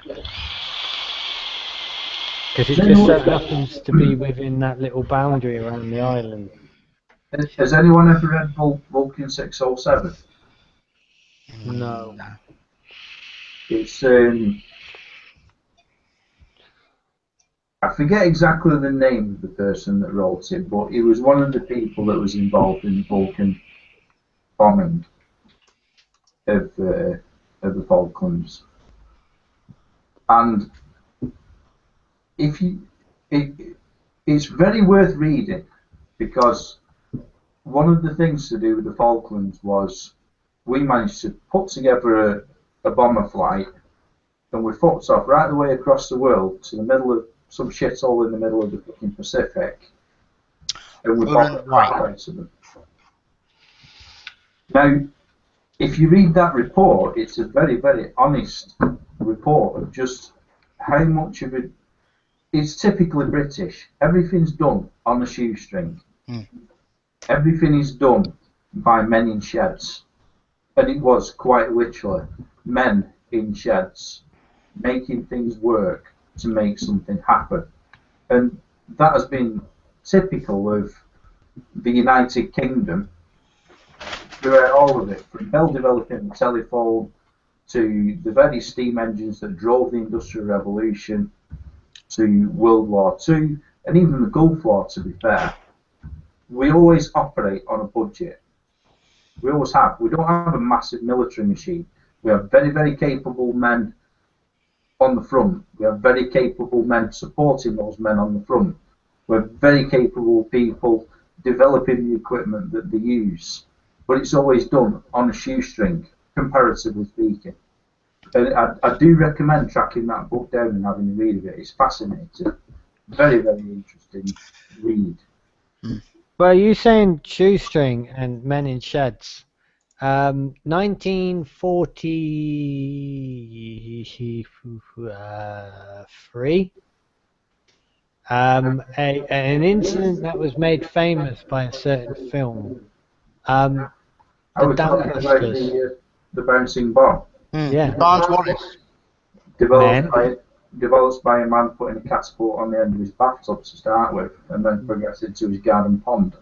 Mm-hmm. In actual fact, if you go to Abbotsbury Swanery, they do have one of the original atom bomb prototypes. It was all tested down on the. It's not a delta. There's a bit of water between Chesilbank and the mainland, and it was all tested down there. But yeah, that's the whole thing. It's British engineering, shoestring on a budget. We need to do a job. We need to do it quick. Yeah, It's the difference between us and the Americans. They just throw money at it. We have talented people. That's because we got no money to throw at it. Because unlike them, we've been mining our national resources for the last 1,000 years. I've seen American engineering. Trust me, they have no talent whatsoever. It's a case of that would do, rather than making an elegant solution that would last for years. No, a lot of British stuff isn't particularly elegant. If you want elegant, look at Japanese or Chinese. Seriously. But the American stuff. I once worked on a conveyor that looked like a ratatouille just when I feel like, and talk about it shit. You used to figure you could tap 4 or 5 holes in British stainless steel with an M4 tap, and then that was it. It was fucked. With that one, it was like 3 taps to do 1 hole. It was utter garbage steel. So, no, I'm not a fan of American engineering. Well, I am. I'm a fan of American hot rods and stuff, but... Yeah. Would you want to use one every day? Yes, I would like to be financially able to use a hot rod every single day, and I would. I really would. Yeah. But it would be an American-styled hot rod. Hmm. See, I do have this thing about some American cars, the like the Dodge Chargers and stuff like that. American muscle I'm cars. I'm Oh, I'm not saying I've ever thought about it, but 1968 Shelby Mustang GT500 KR in matte black with single purple pinstriping. Yes, please. yeah. I went. Wasn't that the car that killed James Dean? No, James Dean. James Dean was a Shelby, but it wasn't a Ah. Mustang. It was the Shelby. It was a Cobra, wasn't it? Mm. Yeah, Cobra. And that car, that Shelby Cobra car, the actual car that killed James Dean, It was an English car. got restored afterwards, and then Killed his new owner. the next driver got killed in it, and then a collector brought it, didn't restore it, but had it on a stand, and it was about 3 or 4 foot above in the air, sorry. And the one day he was in there, and it fell off the stand and killed him. And you know the only reason James Dean was driving or bought the Cobra was because Porsche couldn't deliver. Oh, I forgot as well, when it was being restored, the garage that it was being restored in burnt down. The funny thing is, the AC Cobra is a British car. Yeah, it is a British car. It was the AC Ace. Mm. All that Shelby did was dumping a Thank you. truck engine, basically. Yeah, but that's what Shelby do. They stick in a powerful engine into a car. Because the original Mustang didn't have it was only a... It was a family car, the original Mustang. It was a 6-cylinder. Yeah, and then the fastback version, I think the original fastback had about 280 or 300 horsepower, something like that. It wasn't until you started dropping in the extras, because you can get a... Well, you had the 289 and 302 small blocks, then you had the 351 small block, and then they went to the 400 and 460 big blocks and 440s. I need more beer. That was what they did. The only tragic thing about the V8s is, or the American V8s, is if you give a European engineer 5 litres to play with, they're going to get an awful lot more than 300 or 400 horsepower out of it. Well, look at the Bugatti Veyron. It's only, what, is it 5 or 7 litre? Can't remember. It's an Italian car, though, isn't it? No, it's no, Bugatti Veyron is actually owned by Volkswagen. Is it Volkswagen? Oh, And the car actually came about because somebody said to one of the engineers, "You can't make a car with 1,000 horsepower." so someone went, fucking watch me. So it's one of the. This is why I'm not an engineer, because somebody would come to me and go, "You can't do this." Fucking sit down and watch this. And then it gets done. By hook or by crook, everything gets done. This is you never fucking challenge an engineer to anything, because a decent engineer can fix any fucking problem you've got. And when he's got millions of pounds to throw at it, yeah, you get a Bugatti Veyron, a car that has 7 fucking radiators, 2 for fucking coolant. And one radiator just for the for the hydraulics that actually does the little fin on the back of it. Yeah, that fin's a great idea when you're off the track, because it tells the coppers you're going too fast when it's up. Yep. They all deploy at 75 miles an hour. Yep. Also, the fact that if you own a Bugatti Veyron, you have to change the tyres every 6 weeks. And there's special tyres as well, which cost a fortune. They're 20 grand a set. I don't know what you're talking about. Oh. I spent less than that. No, I spent just slightly more than that on my car. That's 4, by the way. That's not even a spare. Yeah, I got 4 and a spare. Yeah, but then if you want to talk about anal, let's look at the Nissan GTR, where you're supposed to repressurize the tyres with nitrogen, as it's not as subject to pressure temperature changes as oxygen. It's one of those 6 cars have always been a little bit funny. Sean says, by the way, he'd love a Boss Hemi 429. What I'd like is a 34 Ford sedan, but built with a, probably based on a Scorpio suspension setup on a ladder frame chassis, and Scorpio Cosworth V6 with a set of cams, a supercharger, and some other interesting work. See, Cosworth do some really nice engines actually. The 24 valve V6 was one of the most underrated engines ever, particularly because when the 24 valve V6 was developed, Ford said, "Oh, we want to put a Cosworth badge on our Scorpio." So they handed a 2.9 Cologne engine over to Cosworth and said, "See what you think, lads." Essentially. Oh my god. So Hang on. Cosworth took that away. Now, bear in mind, like the Cosworth engine that everyone thinks of is just a fucking iron block from the late 60s, early 70s. You know, when people were jumping 600 horsepower out of the thing. They give them another litre to play with and another couple of cylinders. Cosworth took it away, shoved another couple of cams in, moved the cam, well, technically they put 3 more cams in it, moved the cams up above the valves, tinkered with it a touch more, and give it forward back. With an auto box on it, it was 350 horsepower. Bear in mind that this was at a time when the RS Cosworth, the Sierra, was 200 horsepower with a turbo, and the M3 that was released at the same time, BMW's big selling point was it's got 100 brake horsepower per litre.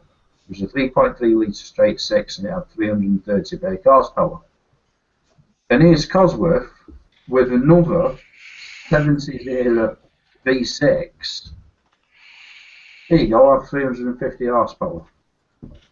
And apparently Ford took it out and decided that there was no way that they could release their luxury saloon that had nearly double the horsepower of their performance rally weapon. It was a fantastic car, and when they released it, all they did, they flattened the cams off. That was all they did. All you needed to do was get a set of E-profile cams, and you would bump straight back up to 350 brake horse. They were an awesome piece of kit. I love mine. And it really did annoy BMW M3s as well, I can tell you that. Particularly because mine had lived in a scrapyard, and when I put it back on the road, it was a white car with green bumpers, and I just welded the sills up and primed them. Fuck it, that'll do. I didn't even grind the welds down. I loved having pieces of cars. So we're doing cars now. It's like that yeah, Ford yeah. Shelby. Oh, that's gorgeous. But you can't get them over here. They're not cheap. But yeah. What, the Shelbys? Believe it, American cars in general. Well, specifically, sorry. Believe it or not, if you want an American car, go onto the American version of Auto Trader and actually speak to the person about shipping it over here. It's going to cost you about $5 or $6 grand to get it over here with insurance, yeah? Mm-hmm. But that $5 or $6 grand it costs you, you're only paying about, for most of these like wrecks that they're drivable but they need a bit of work. Mm-hmm. You're only going to be paying $5 or $6 grand from. So in total, you spent about 15 grand, right? Whereas if you buy the same type of vehicle over here, it's going to cost you 40, 50 grand. Aye. And I do like the Morgans, especially because, you know, David, they are local to us, just up the road. Still made I would by love a Mark II though. Mark II Jag. I like the Morgans, but I'm not so keen on the wooden chassis. I feel there are better materials to use other than wood. I don't know. It depends on the Morgan you get, because not all of them are done with that much wood anymore. A lot of the modern ones are metal. I'm being unfair. The Aero 8's a piece of kit. They're really good. It's fucking sexy, is what it is. Yeah. Although I'd love a Lotus as well, but the problem is they're not the most reliable of cars, but like TVRs. I was going to say, if you ever want to get a Lotus, my advice is make sure you get a second car Yeah. that you quite like driving. I've always liked the higher end kit cars, things like Dax Rush and stuff like that. There's some really nice looking kit cars out there that are really well engineered as well. Oh yeah, there's a lot of them that are really well done. You know, you are going to pay for something like that because you're more talking about almost a race car than the road. So to do it properly, you need a budget of 25, 30 grand. Yeah, but you'd spend that on it, but the vehicles like that, they don't really depreciate. No, because they only appeal to the sort of people that realise what they're worth. Yeah. You know. Oh, that was one thing. Our local Ford garage is getting a bunch of Mustangs in, which is nice. Our local Ford garage always has a couple in, but I don't like The new them. ones, obviously, but I don't like the new ones. I still, they look awesome, to be honest. It's not a Mustang. No, not really. It still looks the tits, though. Let's be honest. There is one problem with that. Jeremy Clarkson drives or drove one. I don't care. Jeremy Clarkson didn't drive a Mustang. Jeremy Clarkson drove the thingy. Oh no, it's a Ford P50, not P50. GT, and he had an F100 Lightning. Yeah. The thing is, the Mustangs still have leaf springs. Leaf springs Kart technology. back. Not all of them. Some of the modern ones don't have fully leaf springs. Some of them they've got, but yeah. Some of them have traction bars, but really, leaf springs, something that you use on the truck.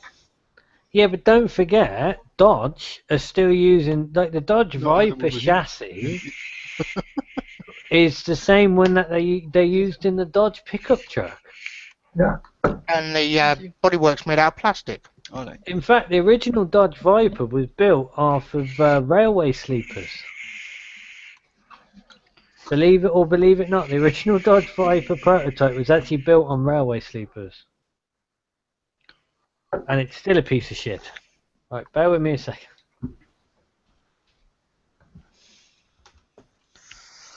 I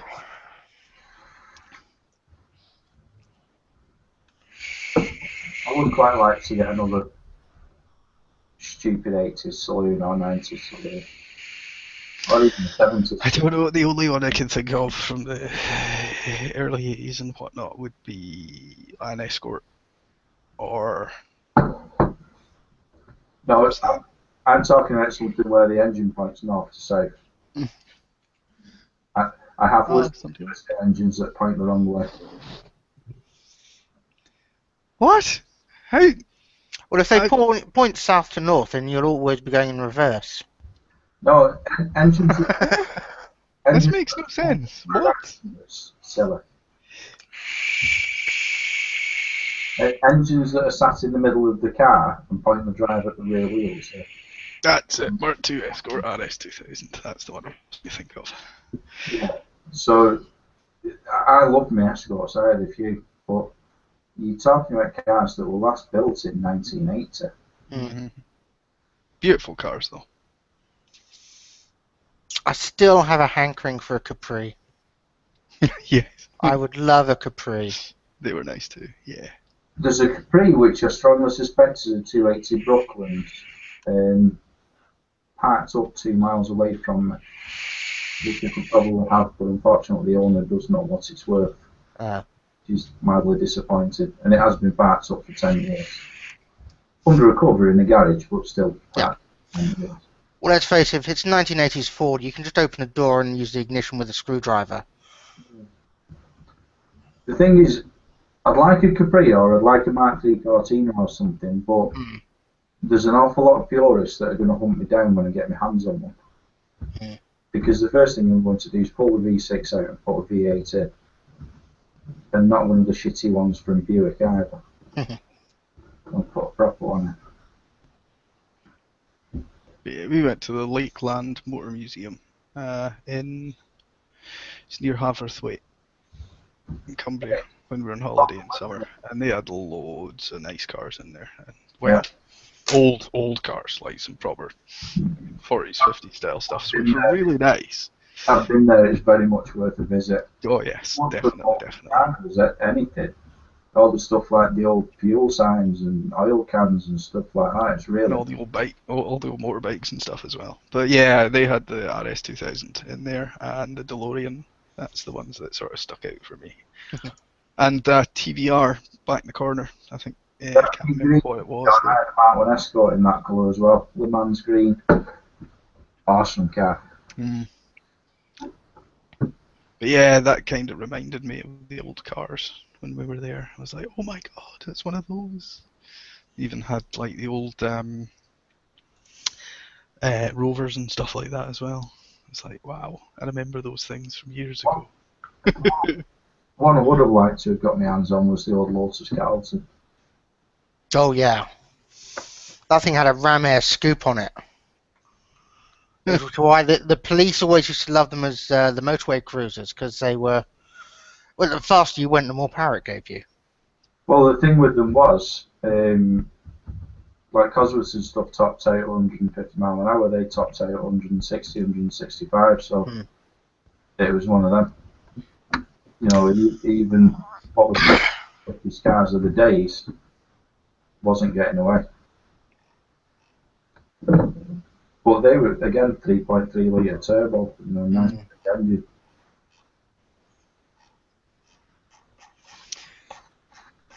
For its looks, not the build quality or the reliability, I quite like the Rover SD1. Yeah. And it had a really good engine in it. No, it didn't. It was the engine that went on forever. No, it wasn't.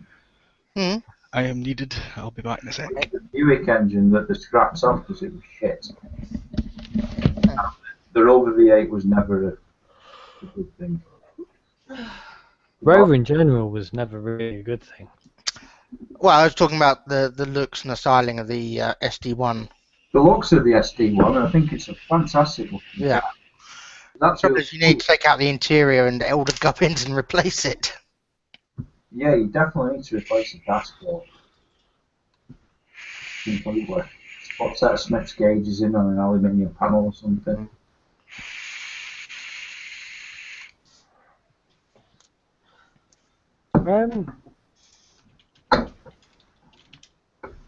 So, it's been a weird old year. Really. We've had a lot go on, especially with JV Live, because most of this year, JV Live didn't exist anymore, because I stopped doing it before last Christmas. Back in the days of the old JV, I'm not sure how many people actually remember the days of the old JV, because there was a lot of stuff that happened. So yeah, needless to say, some stuff happened. Now we have the new JV. But it's been a funny old year.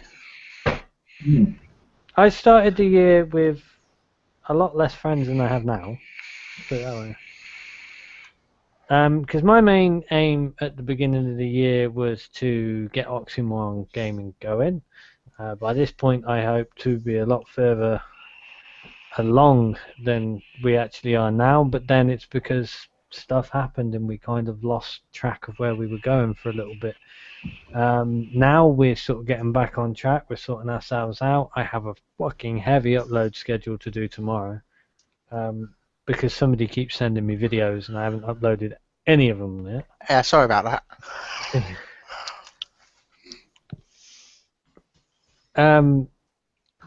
And eventually Gord's is hopefully going to join us at least for a couple of videos every now and then when he can find the time. Obviously Gord's is a very, very busy man as it is.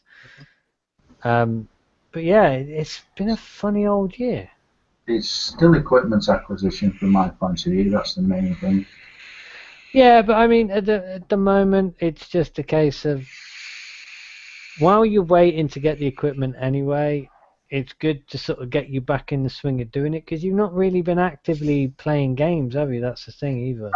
Do you know, I found I had some spare cash later on this week. So we've not talked about God's Gaming this week, so we're going to now. Just to derail the subject.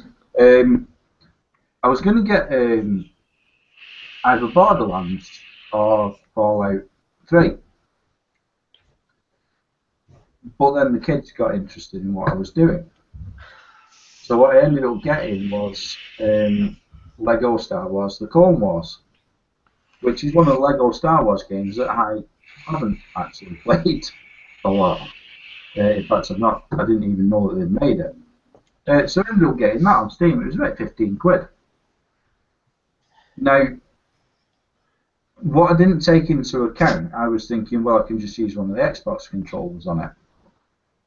I can't, not with what I currently have available, or I've not managed to get an Xbox controller that I have available working. So what I do need to get is a couple of wired Xbox controllers. But I've been teaching the kids to play on the keyboard. In fact, if you could see my keyboard now, A, W, and D, and H, U, and K have got little stickers on them, and 1, 3, and 5 on the numeric pad have little stickers on them so the kids know where to put the fingers. Because they're actually playing a 2-player game like us old farts are accustomed to playing a 2-player game where you might have been lucky one of you had a joystick and one was on the keyboard, but if you didn't, you know, one had one side of the keyboard and one had the other side of the keyboard. So it's been kind of fun and kind of frustrating because James doesn't fully understand the idea of cooperation. And Luke is 3 years old, to be fair to him. But I've not touched Ark since last time I really spoke to you, and I have spent quite a bit of time playing Lego Star Wars. And I will maintain the Lego games, I think, are absolutely excellently written, very entertaining, very enjoyable to play, both as a child and as an adult and as a gamer. You know, I mean, I'm literally I'm going through the story with the kids at the moment, so I've done no free play games yet because I haven't collected all the characters necessary to do a free play run through. I've not got any Dark Jedi. I've not got any. I've not got C-3PO. I've not got R2-D2. I think I've got R2-D2 available. Good.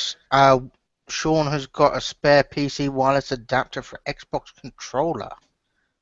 Awesome. That'll be handy. I'll be honest, I priced it up, and two wired Xbox 360 controllers are like this thing for each. You know, it's not going to break the bank. I can actually wholeheartedly say if you want a wired Xbox 360 controller, the Afterglow ones are pretty good. They're about 15 quid a pop. You can usually pick. I've seen them for like 9 quid. Yeah, I'm going to say you can pick them up for less than a tenner a lot of the time. Can you use the standard ones? Because I've got an Xbox 3. Well, What are them? You've been right. Box, but can I use that one on the PC? Funny you should mention it, yeah, because I've got a green one that's now not working, but well, it works intermittently, but that's mainly due to me, and a blue one that works fine. I think my one doesn't work any longer because it got dropped down the stairs when I was moving. But yeah, the Afterglow controllers are actually really good. They're really well made. They've got a nice feel to them. They feel almost like a proper Xbox controller. Yeah, they've got a good weight in them. That's handy to know because I looked at them and thought, nah. No, they're actually. I mean, other than the fact that they're transparent, it's a bit bright as well. Yeah, but you can turn it off. You can? How? Yeah, at the back there's a button. Press it twice and it will turn it off. Press it once and it only does it. It only lights up when it vibrates, and then press it twice and it turns off altogether. I'm not seeing any button on the back. There's a little black button No, on the it's not. on the right sticky downy bit. Martin's got a clone one. What? No, because Afterglow's a clone anyway. Nobody makes clones of Afterglow. That'd be ridiculous. No, there's no button. Did you buy it from Fast Tech? No button. Tesco. Hang on a minute. People do actually clone, like, in UV drippers, to be fair. Oh, wait. Oh, there it is. I don't know. On the back bit, it's down here. Right hand side at the bottom. Got it. He's got it. So double tap that button and it should go off, yeah? Ah, yes, it did. On the other hand, you use a screwdriver, you open it up and you cut the wires to the LED. That's a bit extreme. Thought it was. Yeah, I found it. It's not like you I must admit to being marginally wary for a joypad, what I used to pay in the 80s and 90s for a joystick. Found it, Ryan. You found it. I did. After you going and getting it as well. Now I feel bad. But yeah, it's hard to, when the light's on, it's hard to tell it's actually a button because it just looks like another one of the screw hole things. There's actually writing above it, or there is on mine, that says Afterglow, Yeah, found it now. which I've only just noticed now. The first time I've ever actually noticed that that's written there. Because that's really weird, because it's on a transparent controller and it's just like a bump up on the controller. But yes, you can turn it off, That's handy. because I never play with it on because it gives me a headache. Yeah, it is. The green glow is kind of distracting. I So. do have to admit that that's one of the main things that put me off. I have a computer that I've fastidiously eliminated all the fucking illumination on that I can do, other than sensible stuff like the drive LED. The blue one's not that bad. Yeah, it's okay. It looks okay, actually. Yeah. If they did one in neutral white, I might be interested, but They do them in all sorts, because I've actually been looking for the purple one, but they fucking discontinued it. Just replace one of your blue LEDs with a red one. No, I got to tear the other one apart because it's actually in loose connection on the back bit just here where the cable runs the board. So it's literally a case of taking it apart to put a couple of fucking bits of solder in. It's not even like the hex screws or anything. It's just normal Phillips screws. Sean, I have seen that it is possible to connect a PS4 controller to the PC, but It says.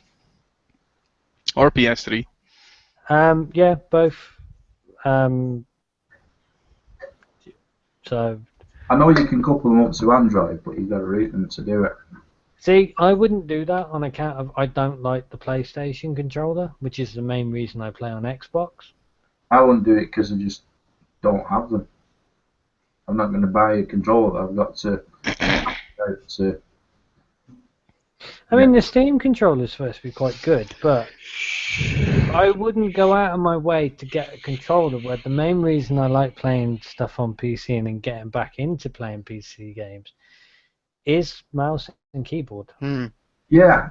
See, for me, I find with the keyboard, although on Lego you always run, you don't have an option to walk. Because Have you it's, tried Control R? no, you see, you press the directional keys and it automatically goes to run, and it's a thing. If you go into Steam and have a look, it's a thing that everyone complains about. But for the kids, a controller's probably the way forwards for them to really have access to the game. It lets them dip their toes, if you know what I mean. It's a lot more accessible for a controller because it's something that they're kind of used to anyway. Yeah, well, that's it. I mean, they've been gaming on the Android box with the Peggy controller for quite a while. But again, I don't think my motherboard has Bluetooth or wireless, so I can't just connect direct to the motherboard. So Yeah, but you can get a Bluetooth dongle. I believe to connect the PS4 controller, you have to have a Bluetooth dongle or Bluetooth on your motherboard, and then from there you've got to do a couple of steps to enable it. But Software or something like that. yeah, I John's mean, tried it, but it plays up. because I played around with Xpadder, because Ree likes playing likes Oblivion, but the PC version of Oblivion doesn't actually fully support controller. Mm. Because it's shit, and it was in that awkward time period between like the Xbox and PC having their sort of cross-brand thing going on. The thing is, I'd rather go wired because Luke complains about latency. How old is he? He's 3. And he's complaining about latency. I might be trolling you a little bit there. I was going to say that's not latency, that's just 3-year-old being 3. No, I think rather than fanny about with rechargeable batteries and stuff when you've got some kids playing on it, plugging it into a USB port is probably the way forwards. Thing is, it's easy as well. You plug it in automatically. If it's an Xbox controller, Windows will automatically detect it. Yeah. Exactly. Most games have already got the keys set up and all that shit as well. Exactly, that's what I'm thinking. Xbox controllers, plug them straight in, away we go. I mean, personally, for me, I mean, controller-wise, I think the Xbox controller is pretty much. I mean, the Xbox One controller is now my favourite, but I did like the 360 controller, and it's just the way it's laid out. I just think it's a slightly better layout than the PlayStation controller. That's a personal preference. I know a lot of people who swear by the PlayStation controller. For me, having the 2 analog sticks right next to one another is kind of a bit of a ball ache. It's what you settle into, isn't it? Really? It's just whatever you get used to. Yeah, that's what I mean. You'll settle into one or the other. Yeah. It's the same as the button layout, A, B, X, and Y. Why is it A, B, X, and Y? Because that's just what it's always fucking been. Yeah. It was like that on the Super Nintendo. That's where it comes from, isn't it? That's how the SNES was, basically. Yeah. And it's like one of the only designs that's not patented. X circle triangle square is patented. It's a PlayStation only thing. Nobody can do that but PlayStation. Which by the way, just if anybody from Sony is watching, when you're putting cheats up on a website, it makes it a fucking ball ache to actually put those in. Because triangle is real fucking difficult to actually portray because there's no triangle key. Just saying. Could just write triangle and put it in brackets. Yeah, well, that means an awful lot of typing. Triangle, even if you go SQCR. That's just bloody laziness. T in brackets then. Jesus, there you go. But T could be trigger. But no, because you get 2 triggers, so that would need to be T1 and T2, wouldn't it? Well, Or no, 'cause you T have left RT. and T right. So TR Yeah. and TL. Well, no, See? because you have RT, right trigger, LT, left trigger, RB, right button, LB, left button. So T in brackets, triangle. Job done. Fuck's sake.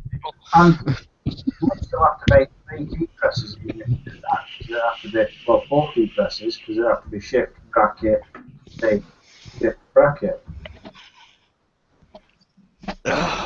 It's got Whatever. Just. But yeah, no, I actually have nothing against the PlayStation, which a lot of people find really funny. I'm not fond of the PlayStation exclusive titles, which is pretty much the only reason I've never brought a PlayStation, because anything I want to play is multi-platform. Nothing in particular against consoles. I just think if you're gonna, be a gamer, just get a fucking PC because it's far superior. Well, I am slowly moving over to the point where, because I was speaking to Rhea about this yesterday, I got a few more little bits and pieces I got to do from the PC, and then it's ready to play almost anything. And at that point, I'm just not going to buy anything on Xbox anymore. Yeah. It's all going to be PC. It's cheaper. Mhm. The games are more moddable, which a lot of games now have to be modded on day fucking one to actually unlock them. Generally speaking, the games look better and run better. On a console, I'm not worried by being constrained by 30 or 60 frames per second because I'm just not. But when I know I've got the hardware that could do 120 frames a second, I want. Yeah, You I want want to do it because why? because I fucking can. Exactly.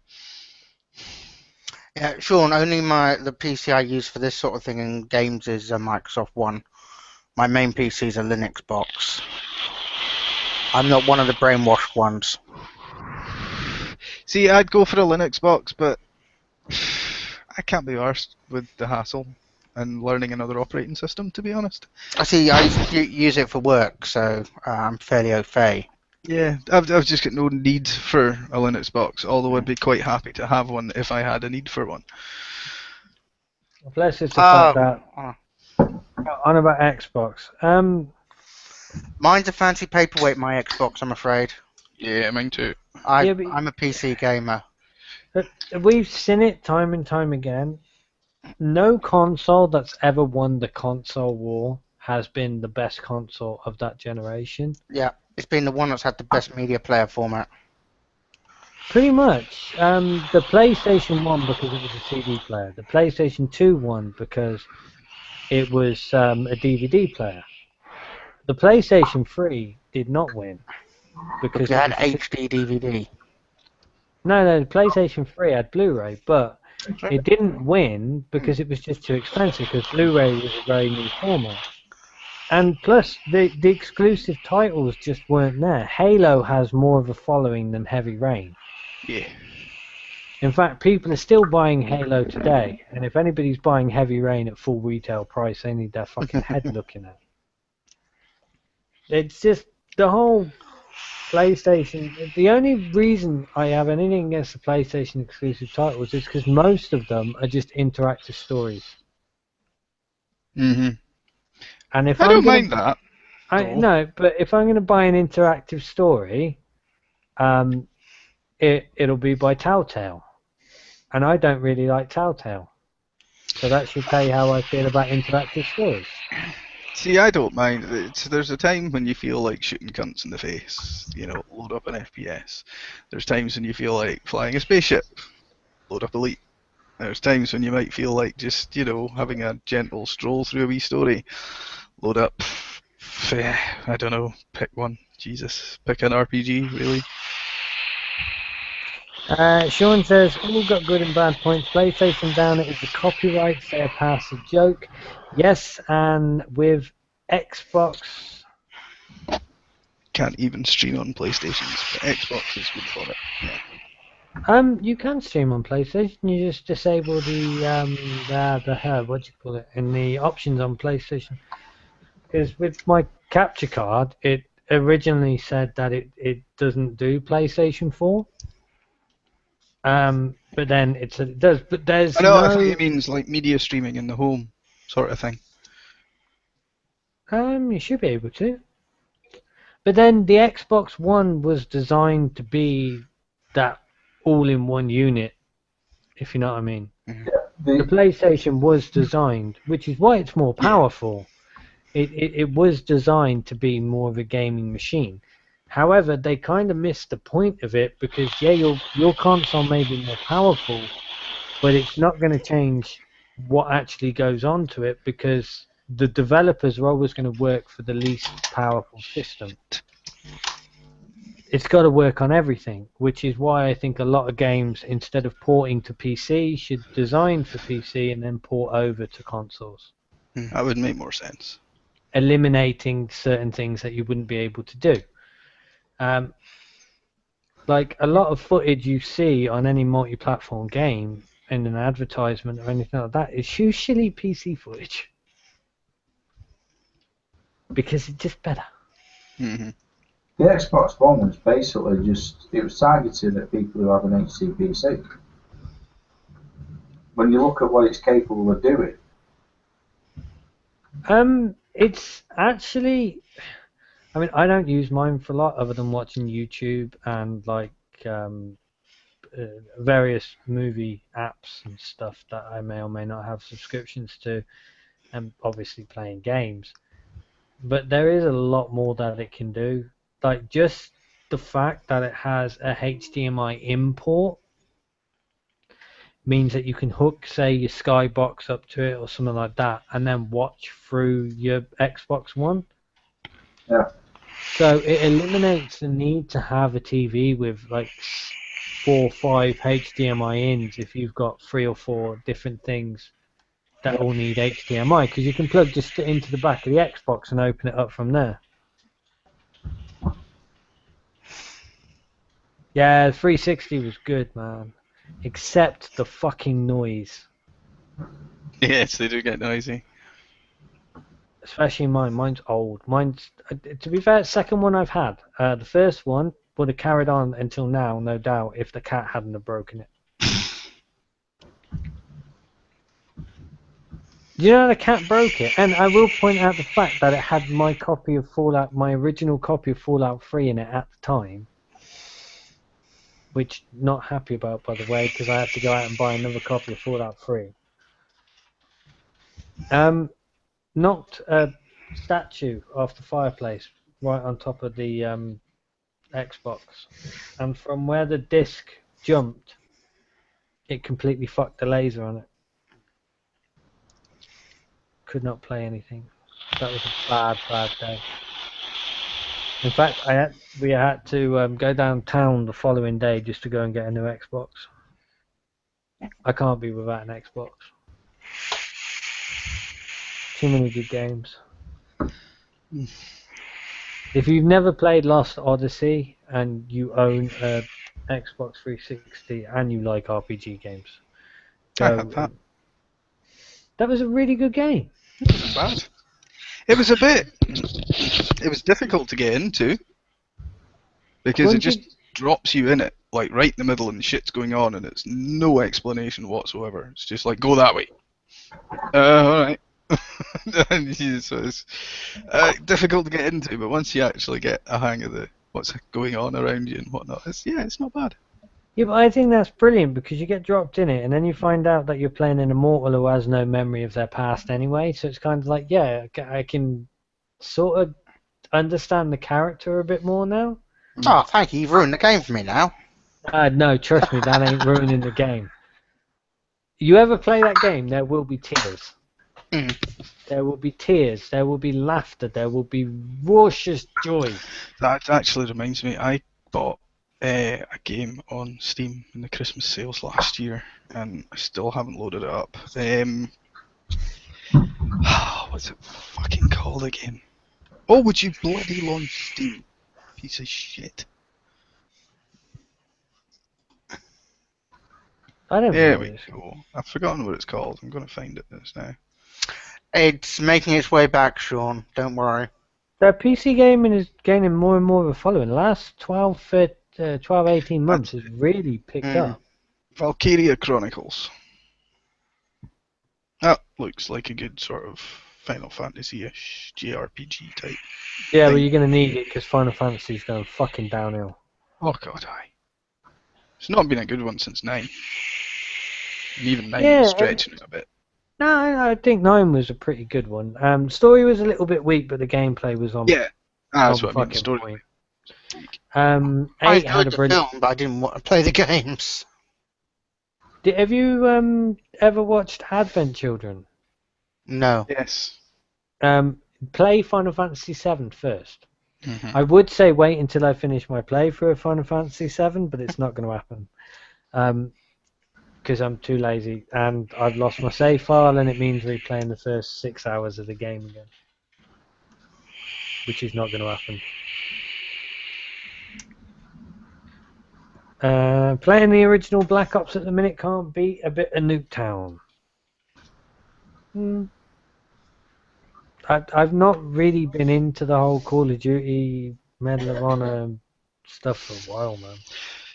See, I've got this love-hate relationship with Call of Duty in the fact that Call of Duty is generally shit, but What they do, they do well, which is their multiplayer. They do sort of deathmatch-based multiplayer better than anyone else does. And it's extremely good fun, but it's extremely limited, because that's the only thing that's worth playing on it. And But I'm not going to go out and pay £50 for well, Team Deathmatch. no, I'm not going to go out and play 50 quid for Team Deathmatch either. I would quite happily buy the game at a reasonable price, say grey market, you know, like the CD key sites and whatnot. If you get it for like 20, 30 quid, aye, alright. What I'm not going to do is pay fucking hundreds for all the bastard and DLC that they fucking pile out every month. And that is why I will never, ever buy another Call of Duty again. You do realise you've just brought Battlefront, right? Yeah, but it's Star Wars, so fuck off. Which is published by EA. Yeah, which are just as bad for DLC, I know, and I fucking hate them for it as well. I'm on quite good terms with EA at the moment, actually. I have a very nice email saved from them that say I can pretty much do as I want with their games, so we're okay. Did you? What did you do? Well, they've got that EA Access thing, haven't they, with the Xbox? Uh-huh. Which, when a new EA game comes out, you, for a couple of days before it's actually released, you get access to the game. Uh-huh. I was thinking to myself, right, I'm part of a YouTube channel. That would actually be quite helpful. It would give us a little bit of a jump on our competition.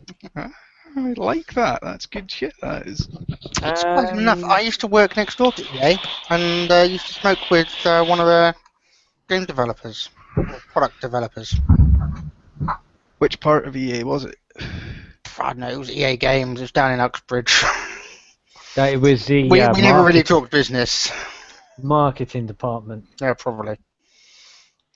But yeah, I know, yes, about Battlefront, yes, about the last two fucking, not the last two, sorry, Battlefield 3 and 4.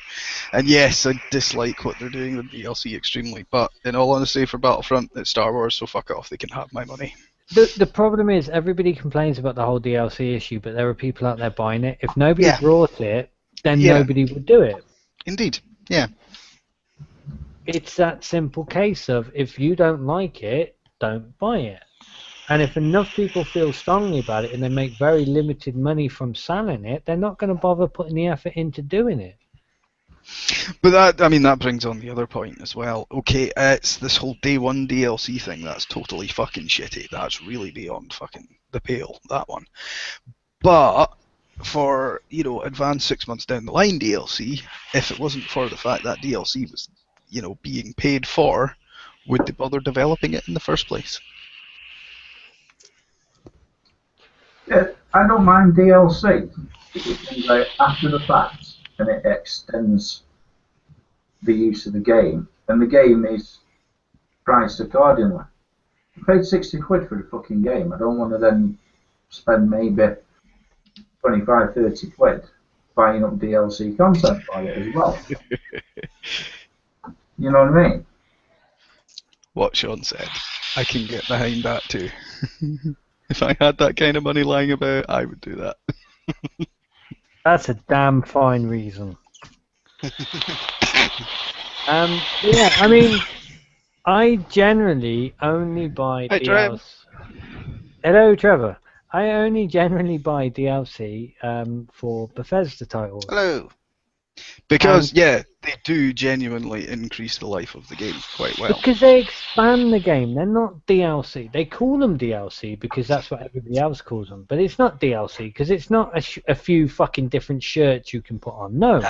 No. It's an entire new fucking story to go and explore. It's a proper expansion pack. Yeah, generally it's a new map with new characters to meet, new companions, new items to find, new adventures to have. Yeah, which that's it. It's like instead of spending 30 or 40 quid on the game, spend maybe a tenner getting some DLC, and you essentially get more game, basically. Well, the season pass for Fallout 4 is 30 quid. given Bethesda's past with their DLC, even Obsidian's past with their DLC, and I'd love to see Obsidian get on board and do a DLC for Fallout 4. It'd be awesome. But that's my own personal love affair with Chris Avalon. He was there at the beginning, man. He wrote the Fallout Bible. And he was writing the Fallout tabletop game. That's the sort of person I could go down the pub with, have a drink with, and then go home and play D&D with. So, Oh my god.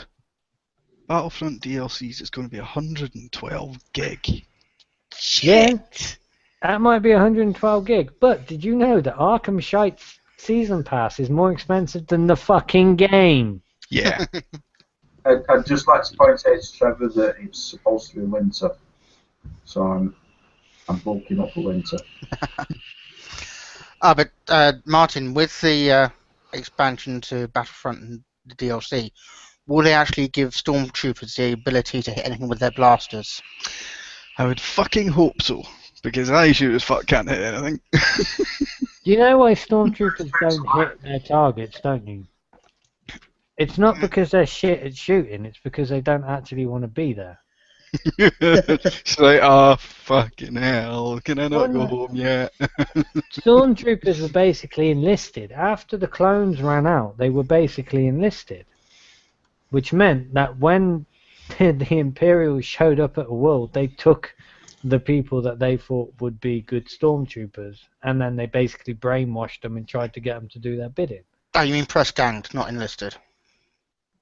Yeah, it seemed different. Yeah. They were basically told, you either do this or we kill your family. So, you know, when you're in that situation, it becomes a lot like World War II, where a lot of German troops in the trenches were quite happily surrendering to the Allied forces. Unless they were American, because the Americans were shooting them on sight. And that's not an insult, that's the truth. Mm-hmm. So yeah, but yeah, the whole DLC thing, it does irritate me, especially with Arkham Shite. And we went through this when we did that fucking thing a couple of weeks ago, right? And I'm gonna go through it now. So Martin, I apologize. You know exactly what's coming. Sorry? You cannot lead up for 6 months telling me I am going to be able to play as Harley Quinn, and then only have me play as Harley Quinn for 10 fucking minutes. And then tell me that the Batmobile is going to be a great thing to have in the game, when in actual fact, it's shite. It handles like a fucking wet tea bag. It's shit. And then you force me to use it at certain points during the game. Cunts. Speaking of cunts, I've just gone to grab a battery and some more beer and been accused of being drunk. All I did was walk in and discover that Jamie Oliver was giving an interview on TV.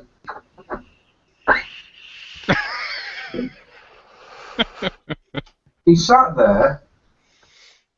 right there while I was stood there, and he said, well, I think we need to support our children because they're our gateway to the future. Yes, you want to support the children by making sure the parents are fucking skints. You absolute fat, cockney bastard. Fuck you. And the fucking horse you rolled in on. You fucking wanker. Has he not got the moped anymore? Again, it comes back to the point I made earlier. This person has no fucking clue what it's like to live a normal bloody life. I wish this fucking cunt had fucking terminal disease. Maybe it's time we did another purge. Sorry, got rid of excess population to the States. Yeah, basically. That could fit right in there, wouldn't it? I tell you what, if that's going to be the case, I'll meet all of you at the local shipyard and we'll start building a ship. Unfortunately, I don't think any of us have any experience building ships, so it might not be very stable. But well, I give it can a build a boat, but it'll only get halfway across. Yeah, well, hopefully between us, it might actually make it the entire way across. I can't get involved in that project. As an engineer, I'd have to make sure it was right. Well, it will be designed to get halfway across. Oh, if it's designed halfway across, I'm well on board with that. That's the thing. See if you had the chance Before we get halfway. where you could disappear to an island that had. You could set up your computers, you had your internet, and you had to, deal with all your own shit. Make your food, fucking so on and so forth. I'd be quite fucking happy with that. Yep. Yep. As long as I got No regular... involvement with money, no involvement with fucking all the shit. All you need to do is look after your family. As long as I got a free stipend of games every month, I'd be fine. Yeah, and internet access, totally. You just need to make sure you're near one of the main fibre routes, then you can just sort of tap onto it. Thank you, Richard Branson, for my 150 meg broadband.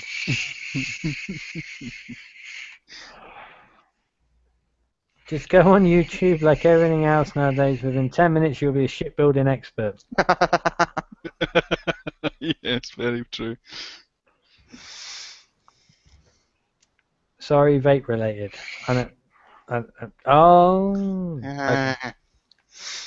Yes. However, Sean, in the new year, I will be marketing my Blend 22 online at some stage. Yes, it's very good. You should buy it. You should buy lots of Blend 22. In fact, don't name it anything else. Just call it Blend 22. I think if I do them, they will just be numbers, and I will have cryptic descriptions underneath them, like all the best vape brands that don't tell you what flavour they are. They just expect you to buy it and try it. Isn't that kind of an Elements thing? They just have numbers. No, No, they even have names. They've got names. Hold on. Yeah, Pink Lemonade. It's just PNK on the label, but Revolting Key Lime Cookie. I've got to admit, I've only gleaned that from following other people's conversations. I don't buy e-liquid. Yeah. Well, we've had this conversation many, many fucking times before, and we all I think agree. the majority of us brew our own majority most of the time. no, I buy. I will say, I got these for Christmas, and I've kind of opened them early. I decided that since I finished on Tuesday for Christmas, it's near as damn it. Well, technically, because we're past the 17th, we're already in Christmas anyway. There are 12 days Snapboards. to Christmas. My Kraken's downstairs. I went a little crazy on his Black Friday deal when it was 50% off or something, wasn't it? Yeah, I put up on his Black Friday deal and didn't find the token, so I actually paid full price anyway. Don't matter. I don't mind. No, Trevor- Bombies was my Black Friday. Trevor says he mixes his own, and Sean says, I'm a juice snob. I kind of like that myself, because I only get juices that I know I like, and I honestly am fed up buying random fucking 8 juices and finding them shit, to be honest. So yeah, I'll buy some Kraken stuff. Not all of them, just some of them I like. Sean And says he Bombies. needs Blue Murder. He's getting withdrawals. I'm not going to mention about my Kraken juice that's currently sat at Kraken. Well, he's got a new batch of Blue Murder on the brew, hasn't he? And if you He does, yeah. can wait until something 15th of January, I think it is, you can get extra discount on it as well. Well, you remember the last time we did a batch of Blue Murder a couple of months ago? Yeah, I I've got some of one that. of those. That is Yeah. batch 2. Yeah, that's batch 2, because batch 1 was for Vape Fest, which I had about 70 or 80 mil of. About 30 mil of that was on the evening before Vape Fest. Mhm. I have like 2 or 3 bottles of that batch just waiting for me at Jim's for next month when I go and see him. So it's going to be super fucking steeped. Lovely. So if anybody needs me, I'll be in a small hole in the ground having very, very many joygasms. And if anyone needs me, I'll be the person with the shovel filling the hole in after I've stolen the juice. Well, we should meet up and go for a drink or something Yeah. at some point, and you can actually try some super steep stuff because I know it doesn't last long with most people. I've still got about 10, maybe 15 mils left. I'm letting it age a little. I found it a little too sweet for me. Febby, you'd be better asking for a litre of Nick, to be honest.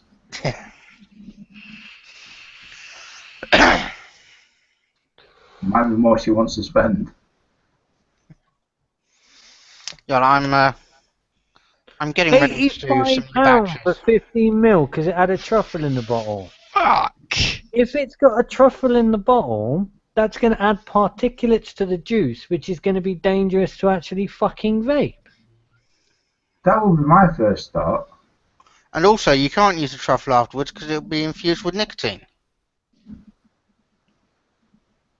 That's like a waste of a truffle for a start. And £85 for 15 ml of juice. It was great as well. Oh dear. It'd be like some of the American juices. It would come up your coils almost instantly. It's like what is it? Is it Goldschlager? Is that the one with the little gold flakes in it? Yeah, it is. Do you know why the gold flakes are there? Anybody know why the gold flakes are in that drink? And I will tell you in a minute if any of you don't guess it. It's probably to make your poop glitter or something like that. No. Because the gold flakes, as they're going down your throat, actually make small little incisions in your throat, therefore getting you drunk quicker. Oh. So you pay like 3 or 4 times as much for this shite with gold flakes floating in it, as, you know, you could just go out and buy a can of Super or something, and that'll get you just as drunk. Or one of the old proper barley wines, something like that. Mm.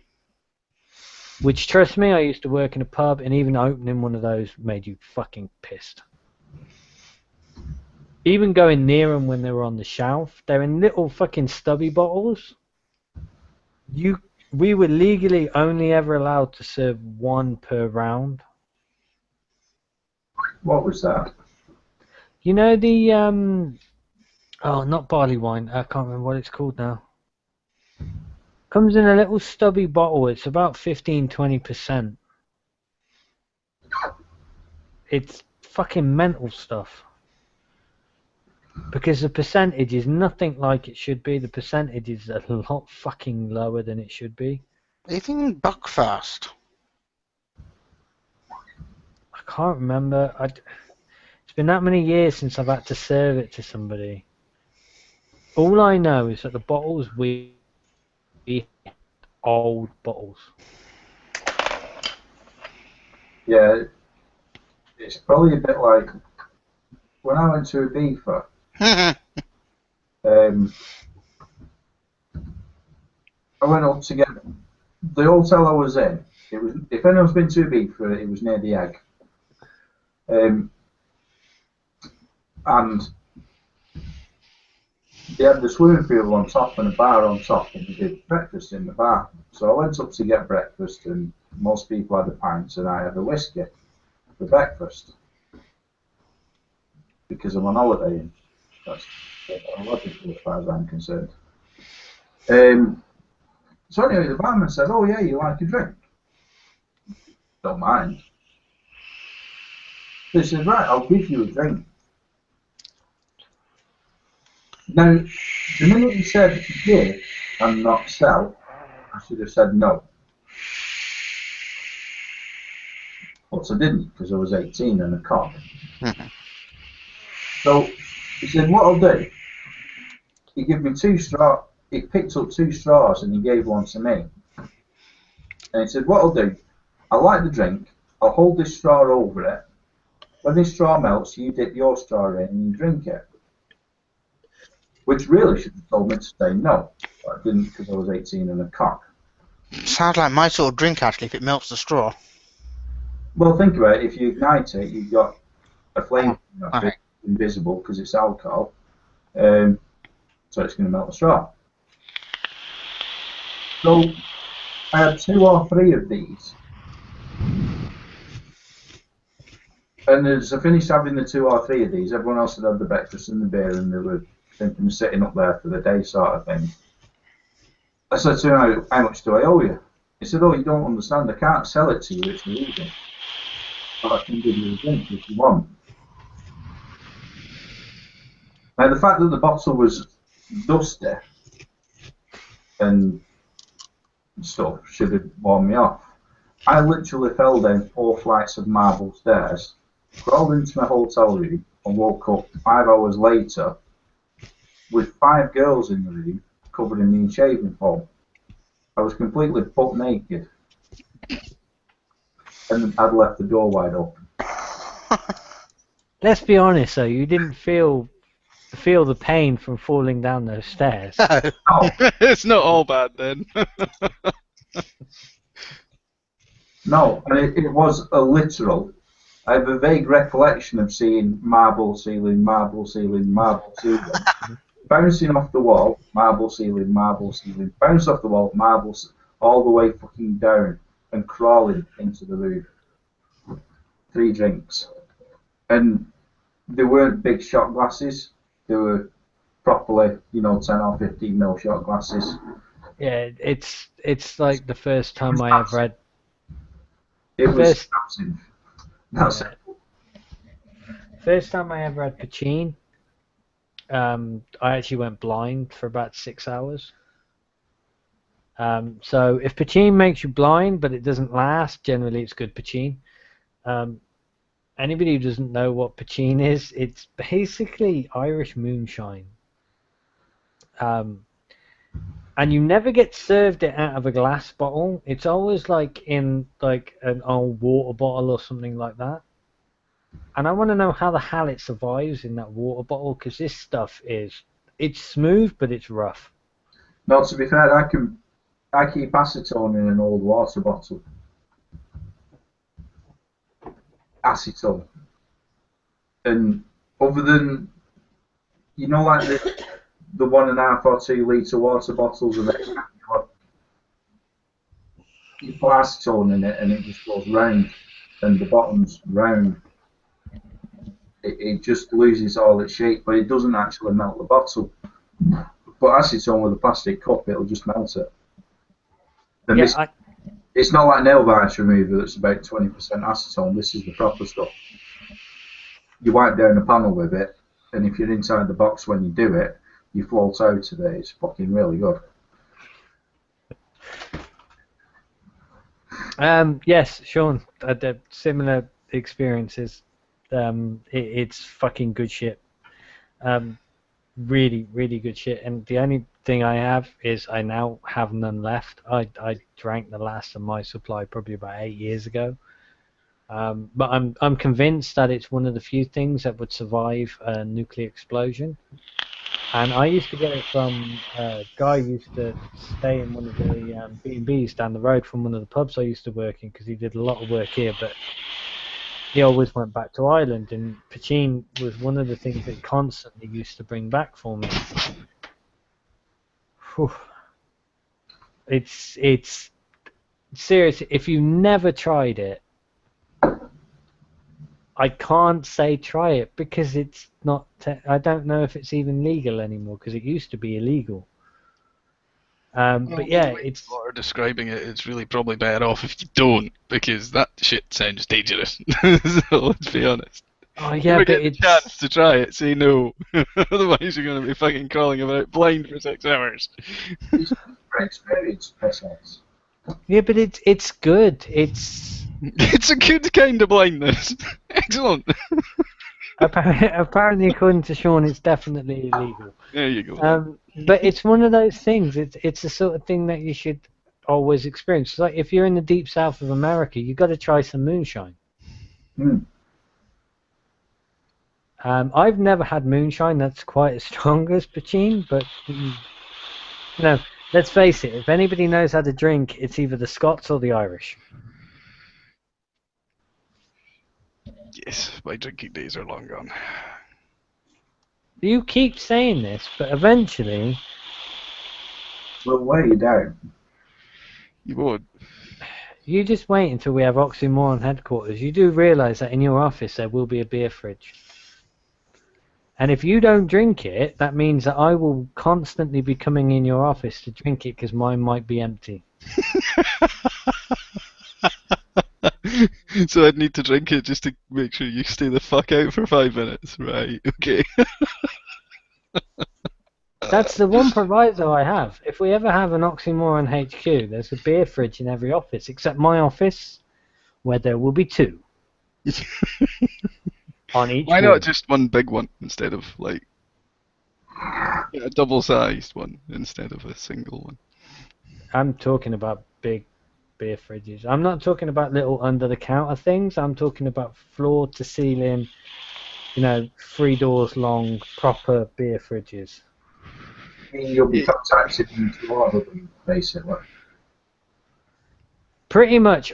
The safe as well, by the way, in the Oxymoron headquarters is going to be biometric security, and it's just going to be the really good beer and really good like spirits and stuff in there. Yeah, servers will just be there in the entrance hall. You can see you have big plans. The conference room is just a couple of sofas with a big, the under the table beer fridges. 2 of those back to back all the way along. So no matter how long the conference goes, you should always have enough beer for it. We'd have to actually do something that would make some money before you could have an Oxymoron HQ.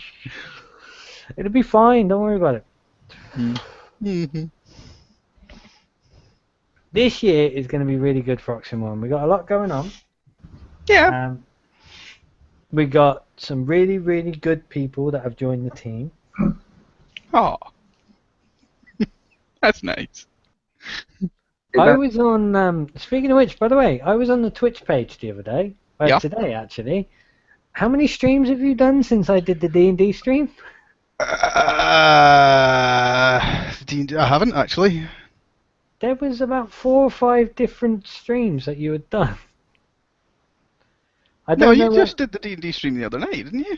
Wednesday night I did D&D. Yeah. Well, I've not streamed since Wednesday. But there was Elite Dangerous and. Yeah, that was like. Was that not last weekend I did that? I can't remember. It was coming up as the. I don't know. The most recent. I'm having a look actually, because I can't remember. But yeah, there's lots on there. There's a couple as well, by the way, just so you know, just in case you haven't done anything with them, that I've only got a couple of days left. Ah, right. Because I know that you stream and then you download and edit. Yeah, I have them on my computer. I haven't done anything with them yet. As long as you've got them, because once they're gone from Twitch, there's nothing we can do. Yeah. Which is why I had to painstakingly download the 24-hour live stream for Fallout, which I'm now working my way through and will upload once it's complete. Right. I'm sure I saved a video with something permanently now, though. You can't save anything permanently on Twitch because we're not partnered. What's that mean? It means Twitch have basically got to approach us and go, yeah, you're getting really good viewing figures. Ah, we'll keep your shit for you, sort of thing. Okay. Yeah. In which case it's capped for pretty much the entirety of the fact that you're partnered, and once you're not a partner anymore, they after 28 days they delete it. Okay. Which is why I prefer YouTube, but Twitch has got the audience. YouTube has got the better facilities. Aye. That's why I record my things.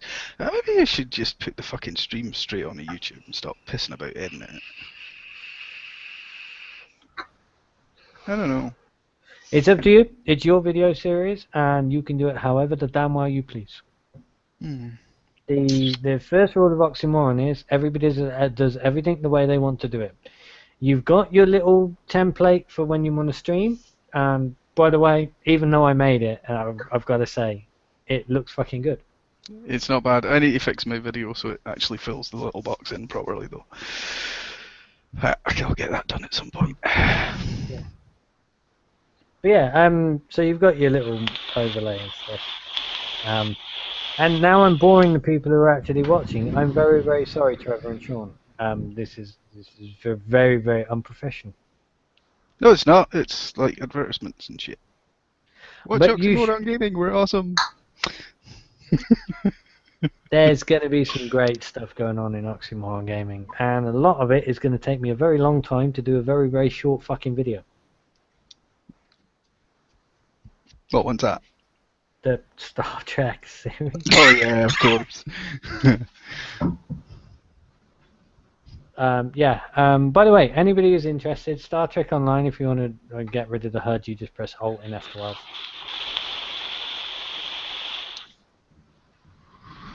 That means I can do the whole space battle thing without actually having the fucking HUD showing up every 5 seconds. Yeah, as long as you remember your buttons and shit. Excuse me. Yeah, I got all my weapons set to auto, mate, because I'm flying an escort. If an escort's not shooting, an escort's not fucking flying. And then I got all my skills hotkeyed to the number pad. So, David, you Oh, have good. to unmute yourself. Which is why on my videos you'll see that I've got the HUD up because I fly a cruiser, which requires a bit of tact, skill, and finesse, not just blasting the hell out of everything. Ooh. Yeah, you will find your escort will start to need that too. As you get up the levels. No, because I now have the third highest level escort I can get without actually spending real world money. And even the ones that I can get, they've only got one more station or something like that. Well, It's normally a shitty universal station with just one skill, isn't it? if you want to do any of the bigger stuff, I want to call them raids, but they're not raids. The big fleet actions. Aye, fleet. That's it. Fleet action stuff. You'll need to. Well, ideally, you should really get yourself a tier 6 ship, to be honest.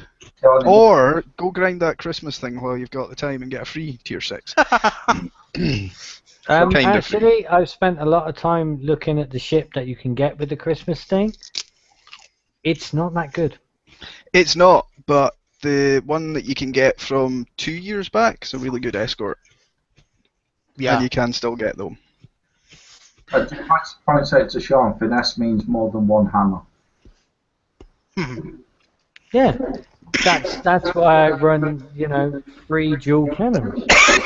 But yeah, you will need to get a bit more finesse when you're flying if you want to do the big stuff. I'm not really worried about that at the moment. But now, you're a good while off. Well, actually, in the escorts, you can just sit on the edge of the battle and pick off people from the edges. Pretty much. The escorts aren't supposed to go after the big ships. The escorts are supposed to pick off the little ships. And protect your own size big ships. Yeah. That's why we move so fast. Hit and run. That's why pretty much what you do with an escort is you load the front up with fucking heavy hitting cannons that have only got a 90-degree arc. And then the rear you just put fucking turrets on, so no matter which way you're facing, you've always got a plan of action. Yes, Trevor. I think I carry about 7 hammers in my van. I'm with Sean. Gung Ho. The Nelson touch, then. Don't worry about the tactics, just go straight for him. What was it you said when we were doing that video the other day? Taking the American approach. Yeah. Overarmed, overpowered, and over here. 3 years late to the party. Actually, a little bit more than 3 years late. About 5 years late, was it? Star Trek Online launched in 2010. So I am well behind. The only way I've got any chance of actually doing anything now is just going out and buying a lifetime subscription.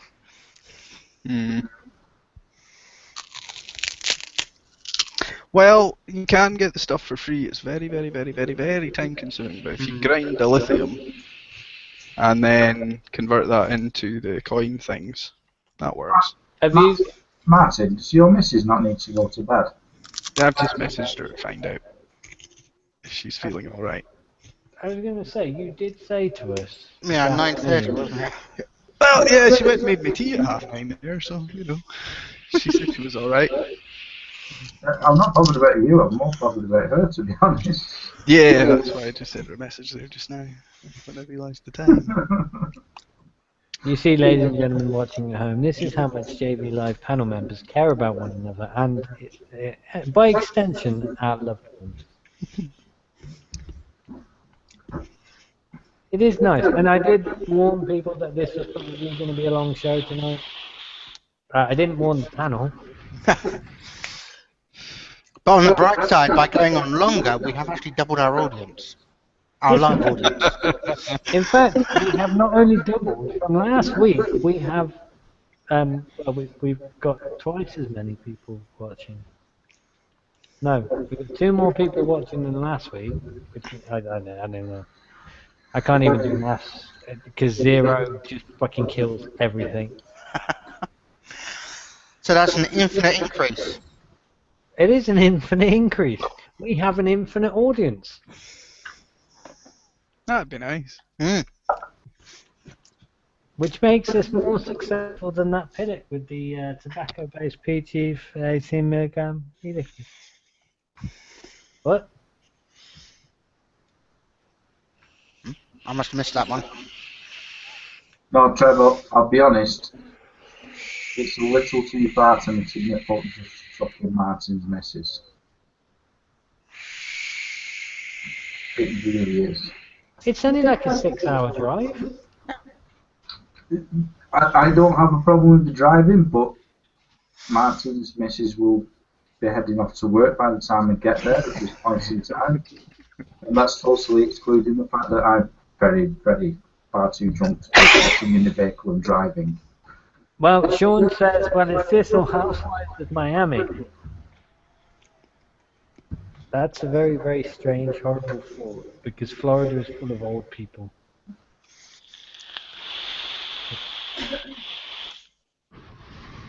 Well, if I go inside, I've got Jamie Oliver to look forward to, apparently. Yeah, she said she's heading up for her bed in about 10 minutes, so I'll be going straight. Saturday night, Tony's friend comes round, and I was expecting to have my brother there tonight as well, but he couldn't be asked coming, so... Right, well, I'm going to pop away for a second, and then when I come back, we can do the goodbyes if everybody wants to do goodbyes, or if everybody wants to stay for a bit. Martin can do his goodbyes in lieu of, well, you know, fucking... Yeah, I'll do when you get back. So, round up of the year, quickly.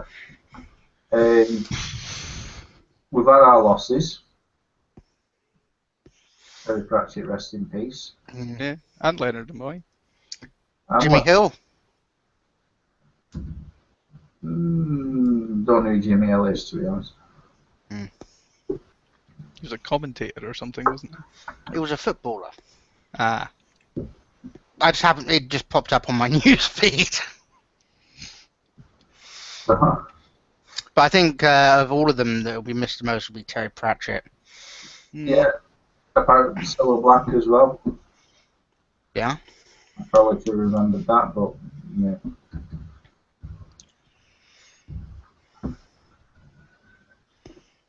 So we've had our losses. We've had our gains. Star Wars has come out. Mm-hmm. Battlefront's come out. And Fallout 4. Fallout 4's come out.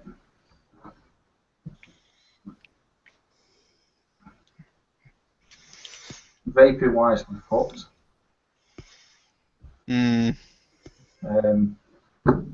There's really no shining lights on that front. On the bright side, it does look more and more likely that we're going to leave Europe, so hopefully we can get that overturned. Well, there's that, but at the same time, as Ryan was alluding to before, here's some new friends. Indeed. Indeed, yes. And yes, I've switched from the beer to the whiskey. I've got a can, that'll do. That's something I do appreciate about this year. New friends, new people to talk. That's actually quite true. Yeah, this whole sort of starting doing streaming and joining in with this, and Yeah. The sorely missed Saturday shenanigans as well. That was fun while it lasted. Mm. And yeah, Well, Mark never seems to be able to get a decent internet connection, does he? He I only know. lives about a mile away from me. poor While bugger. we are talking about Saturday shenanigans, I would like to thank Mark very, very much for Yes. letting me steal his slot. Anybody wondering, I did actually ask Mark personally, because I know Mark, he only lives down the road. And I've known Mark pretty much since I started vaping, so I've known him for nearly a good 3 years. And we get on really well. I really, really like Mark. He's a great guy. He's had some tough times and stuff, and he's always come out pretty well. He's always trying to think positive, and that's a brilliant thing. Obviously, he's been plagued by internet issues this year. So he did let us take over the slot. Unfortunately, we don't drag in the same viewers as Mark. That's because I don't have that Scottish sort of enthusiasm that he does have, which is why I kind of dragged Martin McCourt into doing this with us. Enthusiasm? Me? You need to change your beard. Oh, Except he would rather sit here and like sort of pseudo chat to us while he plays Battlefront because it was only for 5 minutes at the beginning. My God. I would like to say congratulations to Trevor and very, very much congratulations to Sharp. Yes. That's really good news to hear. Oh, excellent. Oh yeah, it is. That is fantastic news. And I think when we're doing the reflection thing, I mean, it's been a really difficult year for me. I don't know about anybody. I mean, Sean's obviously had the worst time of it than me. Yes. Nothing quite on that scale, perhaps. Yeah. But it has been quite a dark year. There's a lot gone on this year. It's knocked me for six. Even the last couple of days or so, I've been all over the place. But I suffer from SAD anyway. So this time of the year is always quite difficult for me, which is why I've never really been invested in it. SAD, for anybody who is unaware, is seasonal anxiety disorder. It doesn't just come at Christmas, it comes at certain times of the year that mean something to people. So I always get it in February, I always get it in October, and I always get it in December. And it's one of those things, and I always try to keep as positive as possible and not let it affect me. The fact is, the majority of the year I act like a bolshy cunt. That's putting it lightly. But that's mostly just sort of a pseudo sort of personality I've developed over the years to sort of protect myself when times get hard. But it has been fantastic this year, really getting to spend some time with people I like. Doing this show may not be the most watched fucking thing on the internet, but there are a few people who tune in every now and then and watch, and I'm just glad that even though we talk fucking utter bollocks, And possibly the same bollocks we've talked about the last 3 weeks in a row now. I think the thing is, for us that are on the panel, it's just a sounding board. It's just an excuse for us to get together, drink a few beers, talk a load of crap. Martin doesn't drink, but yeah. It is the digital equivalent of going down to the pub with your mates. It is, isn't it? That's effectively it. That is it. That is exactly how it is for me. Meeting up with some good friends on a Friday night or tonight, a Saturday night, if you couldn't do Friday, having a chat and having a laugh and blowing off steam. And if you've had a bit of shit, venting that, and so on and so forth. And I must say, I really appreciate it. And if anyone wants to join us in sharing that, then you're more than welcome, and I appreciate it. Which actually brings me to a good point. As is a long-standing JB Live tradition, the only people that watch generally get invited to join the panel at some point. So Sean, Trevor, Next year, you're joining the panel. And I don't want no excuses. Gords was doing it for God knows how long off a mobile phone. It can be done.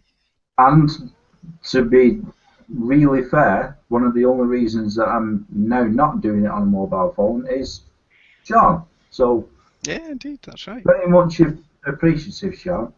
Seriously. John has been a great supporter of this show ever from when we started doing this. Like, this is episode 20 in total, episode 19 of the ones that I've hosted. Gorge, you hosted an episode while I was away. Mm-hmm.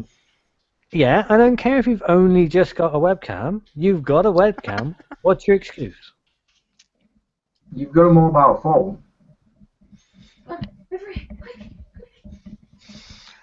Trevor, be careful with the HD webcams. It shows every blemish, and you have to make sure that rooms are relatively tidy behind you and there's nothing embarrassing on show. Yeah, like your massive dildo collection. If you look very closely at Martin's picture, you can see a massive white one in the background. Oh!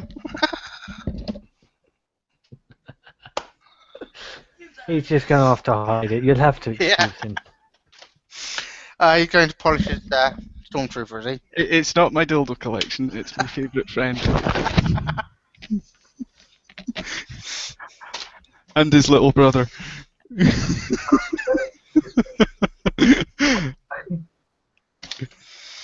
You know you're old when you start keeping toys in boxes. I know, don't you? That one's getting stuck in a cupboard for 30 years, just in the off chance. Yeah, seal it in a couple of plastic bags as well, just to make sure it doesn't get damp. Yeah. But yeah, it does mean a lot to me. And yes, Sean, I know Desi, it took a while for him to gain the audience he got. And I'm going to keep doing this. I'm not going to stop doing this. We got the website and everything for a reason, just to make it easier for people to access us. It's not like going and watching it on YouTube like we used to do. You've got the website, the chat will be integrated in, so it's going to be real good for everybody. Yeah, we don't do HD cams around here. Mine's only 720. Well, I think mine's chucking out at 1080 actually. Mine's a webcam, I don't fucking...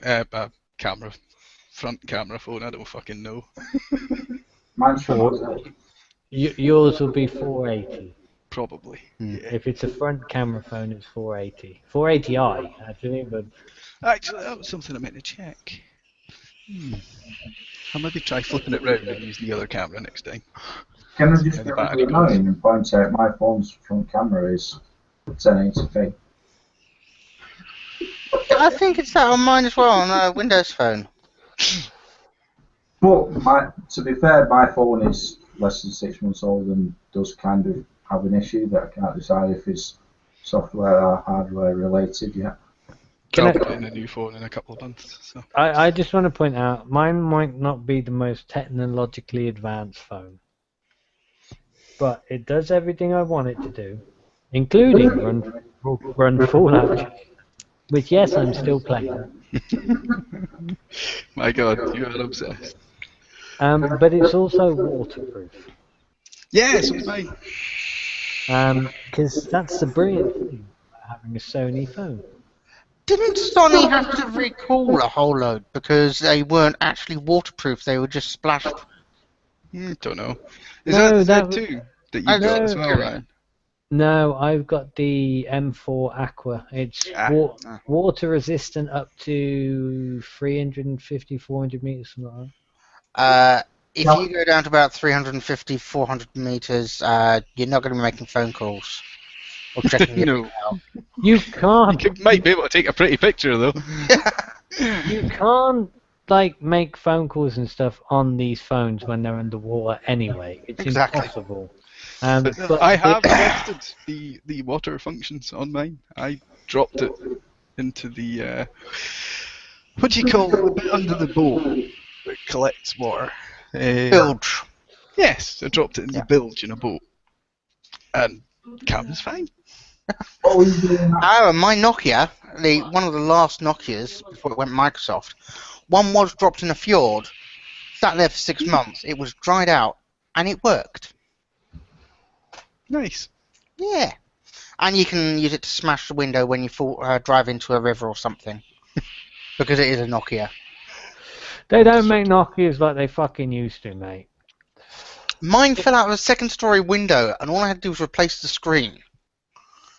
It fell The onto a thing is, pavement. if a modern Nokia fell from space, there'd be nothing left of the phone. If a 3310 fell from space, there would be nothing left of the planet. Fair point.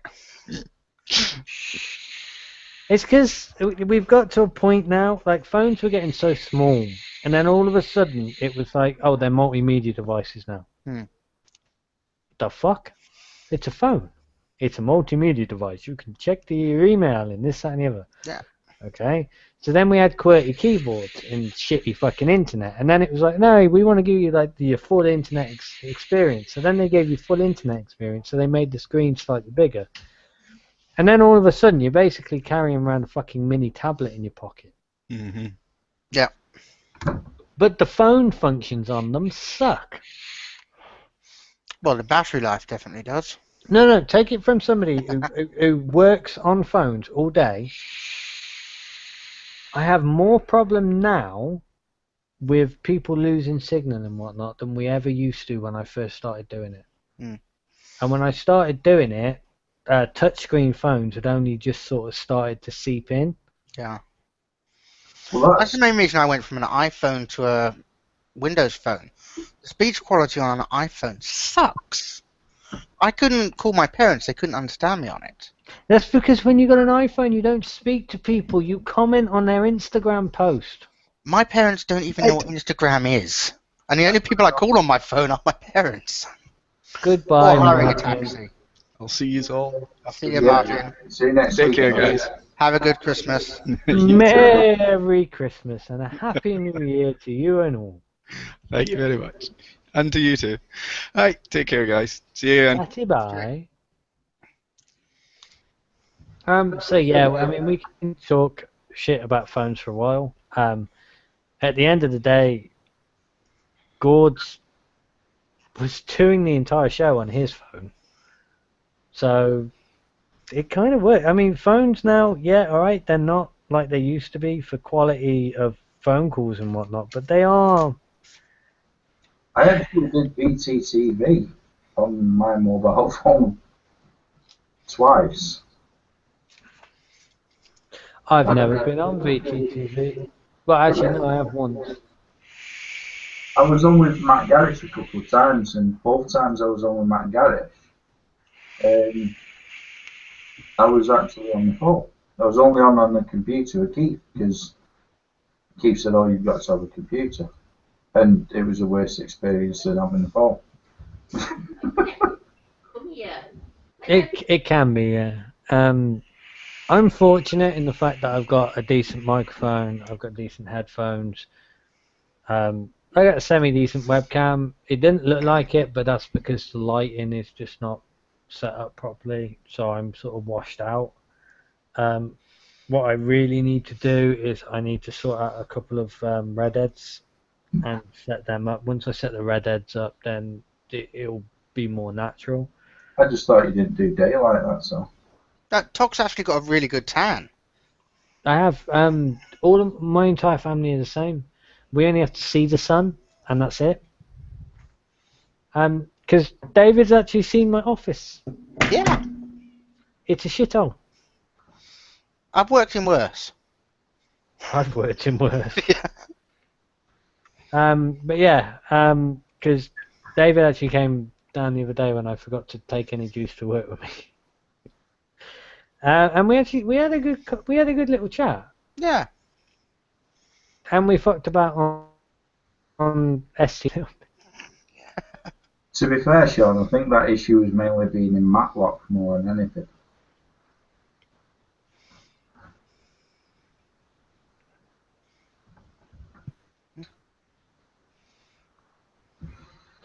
Do you know what? I've actually got a smartwatch. My problem with smartwatches is I don't ever wear watches. I don't like things around my wrist. The only time I have anything around my wrist is like during the summer. I like to wear a sweatband or a couple of sweatbands. I work with moving machinery. Wearing a watch or a ring is a good way to. Yeah, lose a limb. Yeah. And I use a fob watch the only times I actually carry a watch around. Otherwise, there's a fairly good clock on my phone or in my car. Well, I mean, I've got a couple of pocket watches. Fluffy handcuffs. Every now and then, fluffy handcuffs. You know, you got to indulge. But yeah, I mean, I've got a couple of pocket watches which I wear when I'm wearing my waistcoat. And that's pretty much it. But if I'm wearing a shirt, as long as it's not like a plaid working shirt, I'm generally wearing my waistcoat. I think a waistcoat is a very underutilized piece of clothing. I think more gentlemen should wear waistcoats. And I can pull it off. Jeans, waistcoat, shirt, tie, and hat. Okay, all I'm saying is I can pull it off. I can't do waistcoats. Well, I can do waistcoats underneath a jacket or a blazer, but I can't do them on their own. I tend to look like a waiter if I do. Yeah, I kind of look like a Russian mafia. I think it's the sort of like not quite beard, and the thinning hair up front and stuff. But yeah, I don't think I think it's one of those things. I think it really should come back because it really irritates me when you see somebody wearing a suit and they're not wearing a waistcoat. Because to me, a waistcoat is part of a suit. I'm actually quite pleased to see how much I'm not thin on top. Yeah, cheers, Gords. Don't worry about it. Just rub it in, mate. I actually need a haircut. Well, right, just to prove a point here.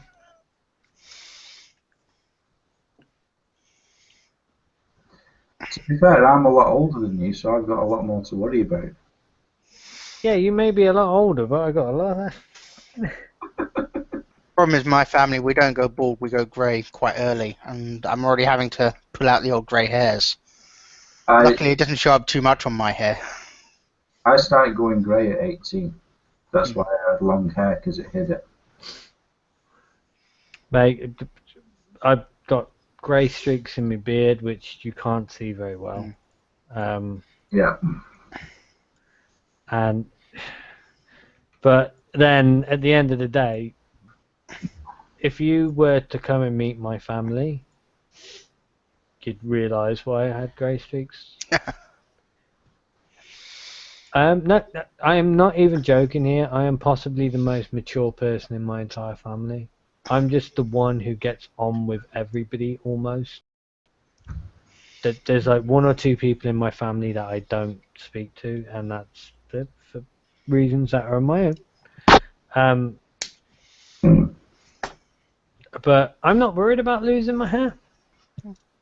Because once it goes, I'm taking a fucking big razor to it, I'm growing a big ass fucking bushy beard, and that's it.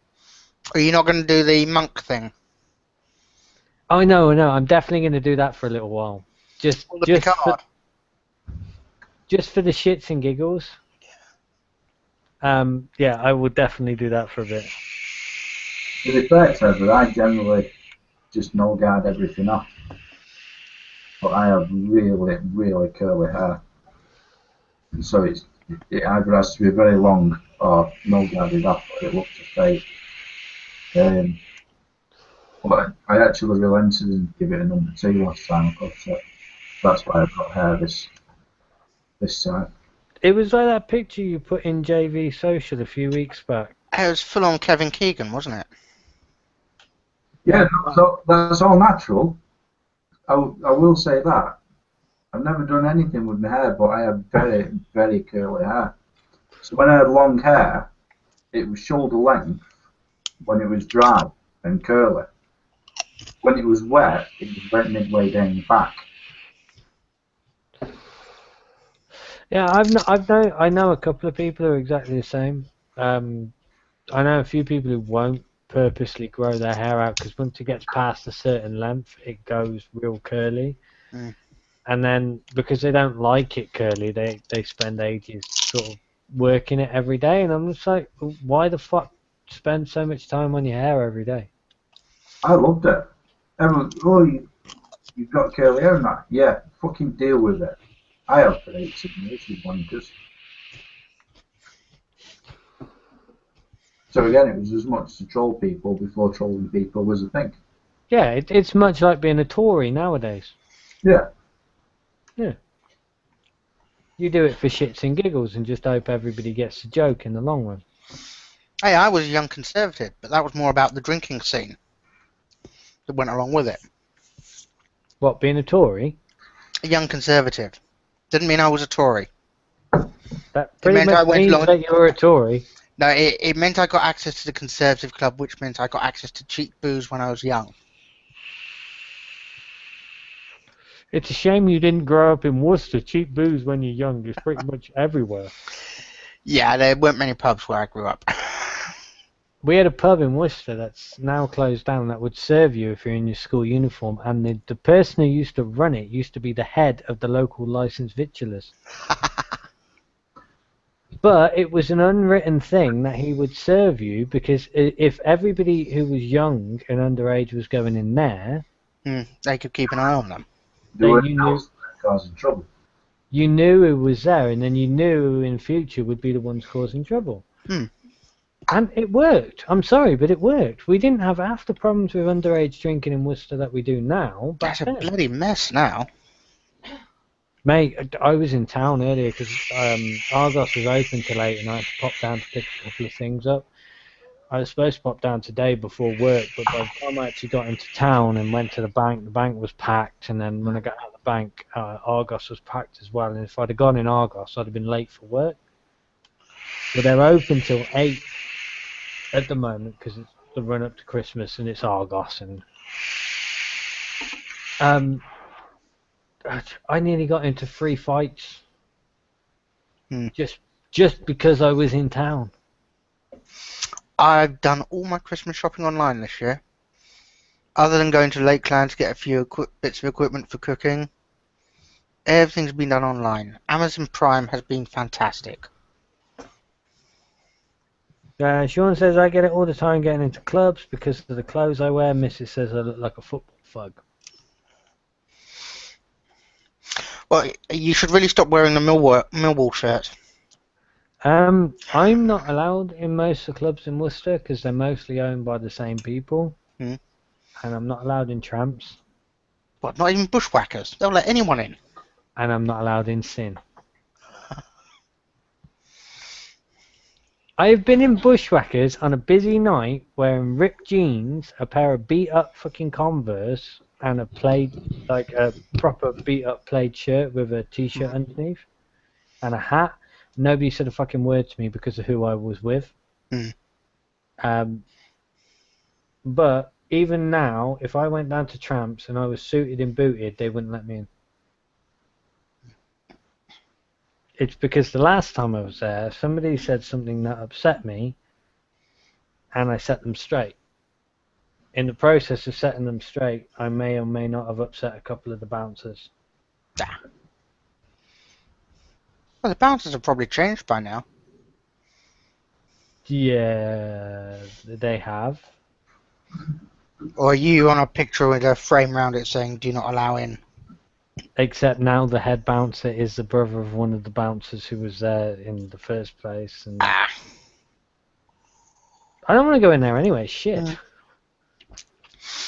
To be fair, by the time I've normally got into a place like that, I've been 3 sheets to the wind anyway, so I have no recollection of it. I'm told I've been into Sin, but it was normally on a works do when we had people up from the data center, and it was a case of we just got totally bladdered and went into the hand and glove in the end. I'm not allowed in Sin on account of... I went out years ago with a couple of the girls from work. I was treating them to a night out. It was around, I think, just after Christmas time. and they had done really well over Christmas. Every single one of them had turned up for every single shift that they were supposed to. You didn't have any of this not appearing stuff. And they were my girls. I was in charge of the bar. They were my girls. One of the bouncers started hitting on one of the girls. She didn't want to know. Then he got a little bit rough, which meant that I got a little bit rough. The difference between me and him getting rough is I wasn't getting rough with a young girl. I was getting rough with a grown-ass man. And if I'm getting rough with a grown-ass man, I'm either going to beat the shit out of him or I'm going to have the shit beat out of me. Because there's only two ways that ends. It's me being carted off or him being carted off. Fortunately for me, it was the latter, and he was carted off. But ever since then, I've been asked politely to not return. It's no great loss.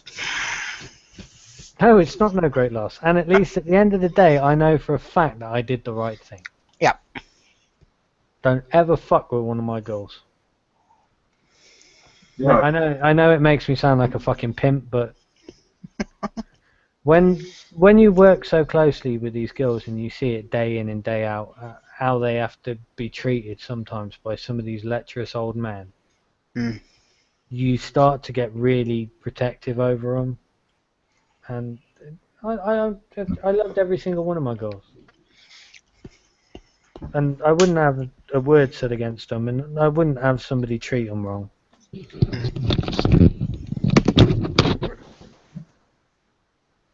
You're right there, Gord, you've gone quiet. No, I'm just listening. I'm just thinking it must be nearly 8 years since I imagine. Say again, Gord, so I got up to nearly 8 years. It must be nearly 8 years since I've been in the club. Because pretty much 8 years ago, I moved up here. Well, I started seeing Solomon, and I moved in up here, and basically my life, I entirely changed my life. Stopped going out, stopped really doing much of what I used to, and you know what, I really don't miss it. To be fair, the last club I was in was called the Honey Pot in Maidenhead, and I think you can understand what sort of club that was. I was entertaining business people. Don't get me wrong, I used to really enjoy going out and everything and that, but I've been out up here a few times and kids today are fucking idiots. It has got to be said. Sean's saying in chat, he gets a lot of shite because of how he looks. He's only 5'7", but 18.5 stone. And his family's got a reputation, so you get the 20-year-old have a go heroes. Which, it reminds me a lot of when I was in college. We had a kid with us called Bear. It wasn't his real name, and I won't use his real name on account of I hadn't spoken to him for a couple of years, so. But he was, what, nearly about 6.5 foot, something like that. He was a big lad. Looked like he had been born in the fucking octagon. He was just, he looked after himself. He was always, alright, he could look after himself. And he was a tough guy. But once you really got to know him, he was soft. The majority of the really big, powerful-looking people are, though, because they don't have to be. He wasn't interested in being violent with people for the sake of being violent. Alright, if you fuck with his family or you fuck with somebody he cared about, yeah, he's going to react. But just picking a fight with him, 9 times out of 10 he'd walk away. And you used to go out of him, and people used to pick fights with him all the time. And I used to try and intervene, and eventually he just sort of took me aside. He said, look, just leave it. He said, I'm walking away. He said, if they carry on, he says, I just carry on walking away. There's no point in it. He said, I could take them down, but what's it going to prove? And it's true. I mean, really, what what do you prove by doing it? You don't prove anything. The only time you prove anything in a fight is when there's something up. When there's a reason to fight. If you've got no reason to fight, no reason whatsoever to fight, then a fight's never the answer.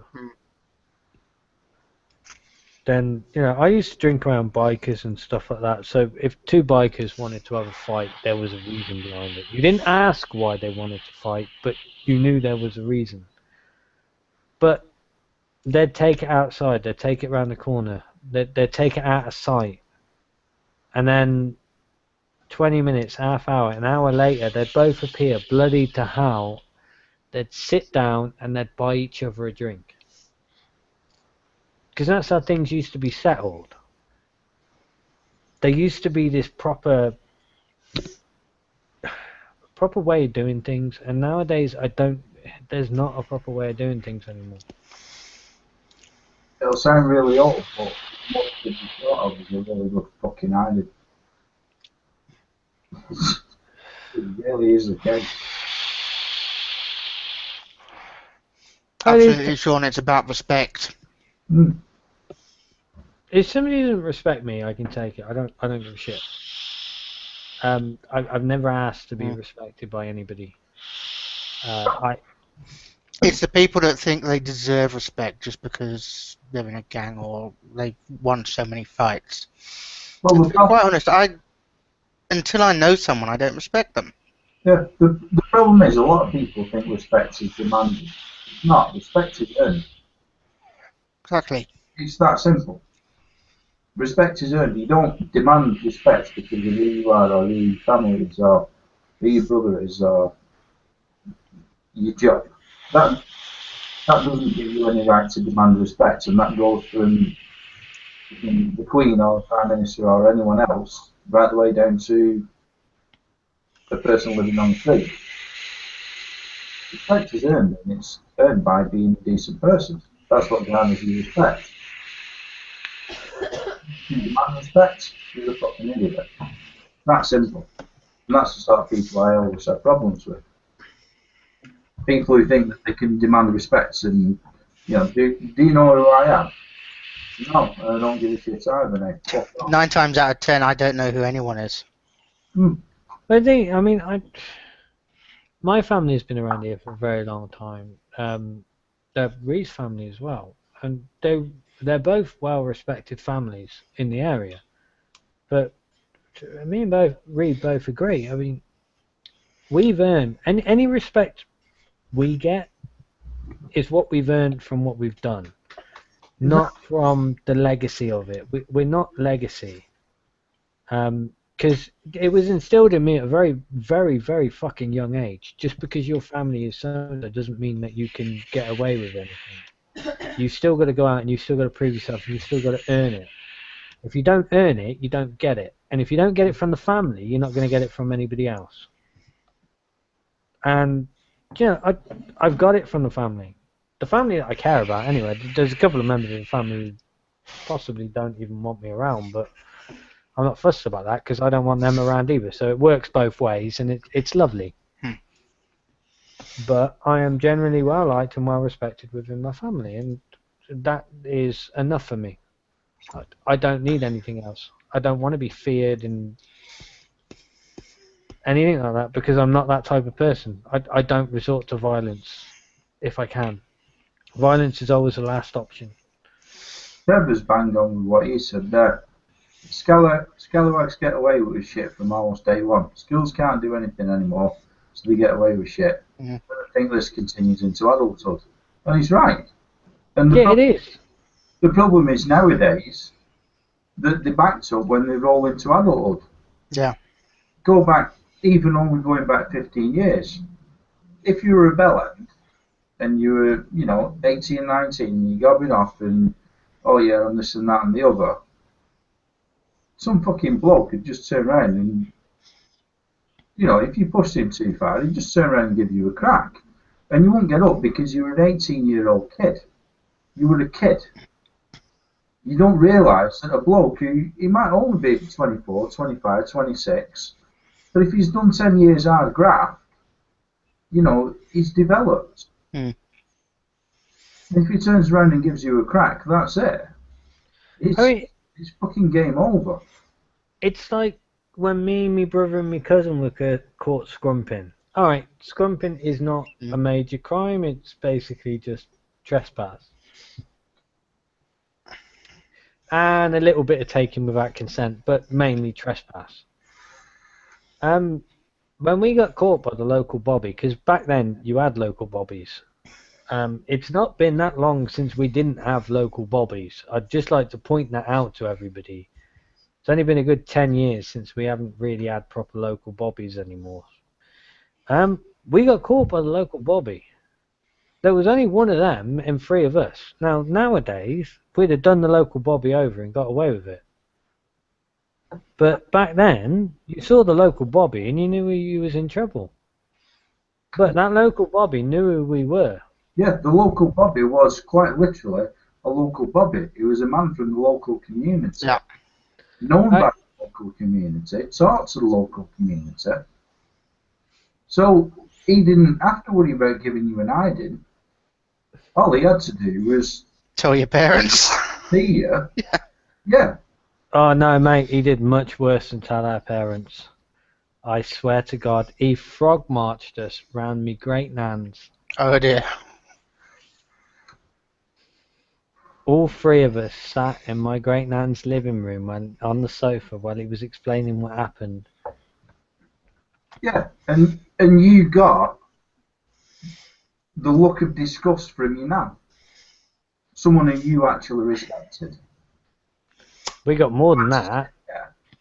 She now anybody who knows me, one of my favourite meals is rabbit stew. She took the rabbit stew that had been coggling away on the hob for 3 days because that's how she rolled. So it was just about ready. She picked it up off the hob and just chucked it in the bin. And then put it back on. Made us all some toast, sat us down, just looked at us and went, I'm very, very disappointed. And it broke my heart. It really did break my heart because this is the matriarch of my family. Right? Nothing happened in my family at this point in life without this woman giving her say-so. She was the boss. She was born during the fucking Blitz.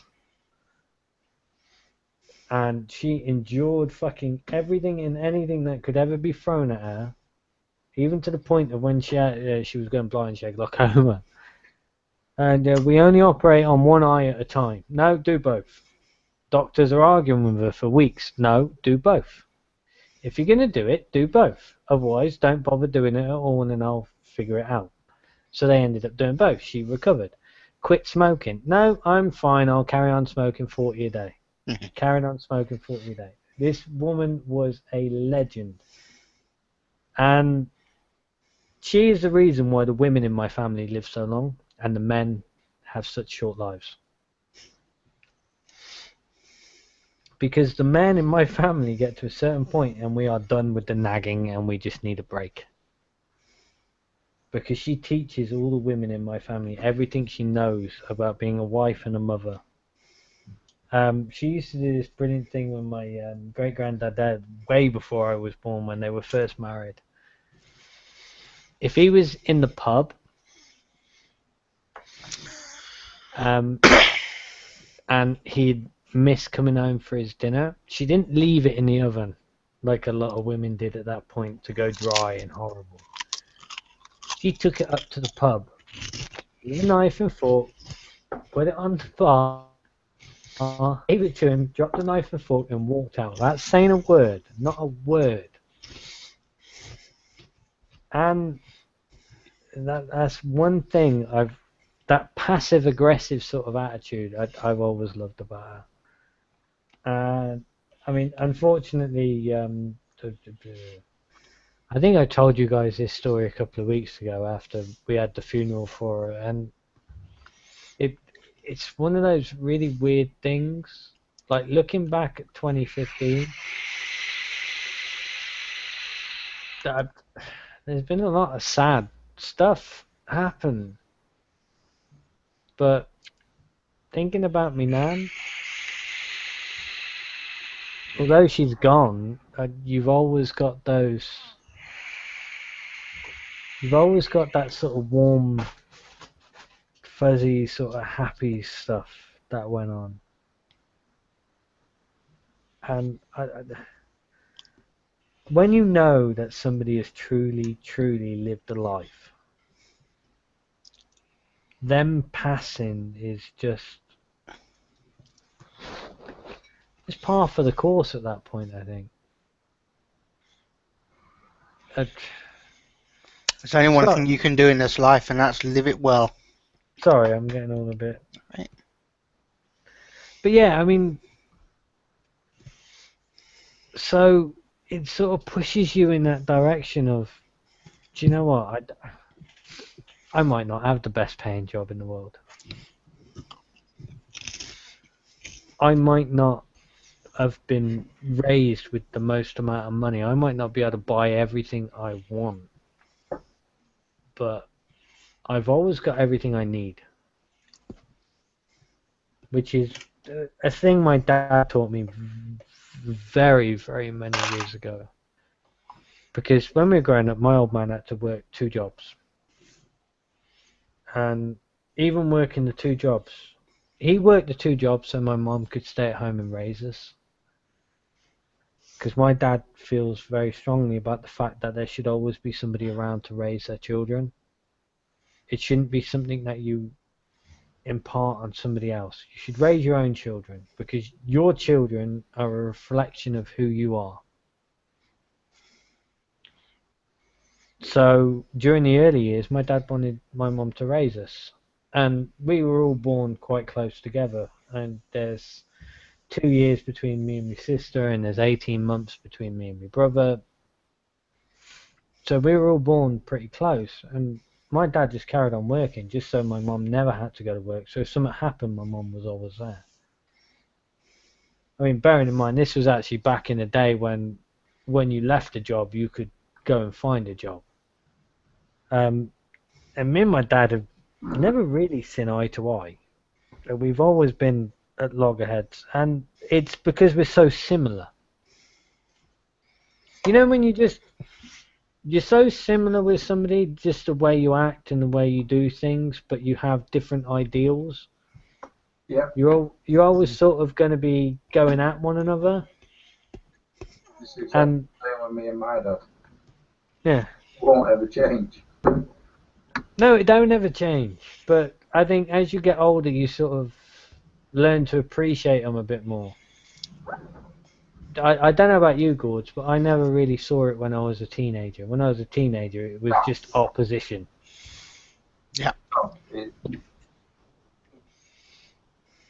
It's taken 8 years to sort of really see eye to eye. And It has. it's a hard thing to comprehend because, I mean, don't get me wrong, I respect my dad a whole deal. And I love him a whole lot more than I respect him. And I may not tell him that very often. But he raised us, and he always told us this one thing: you may never have what you always want, but you'll always have what you always need. And I think that's the most important thing.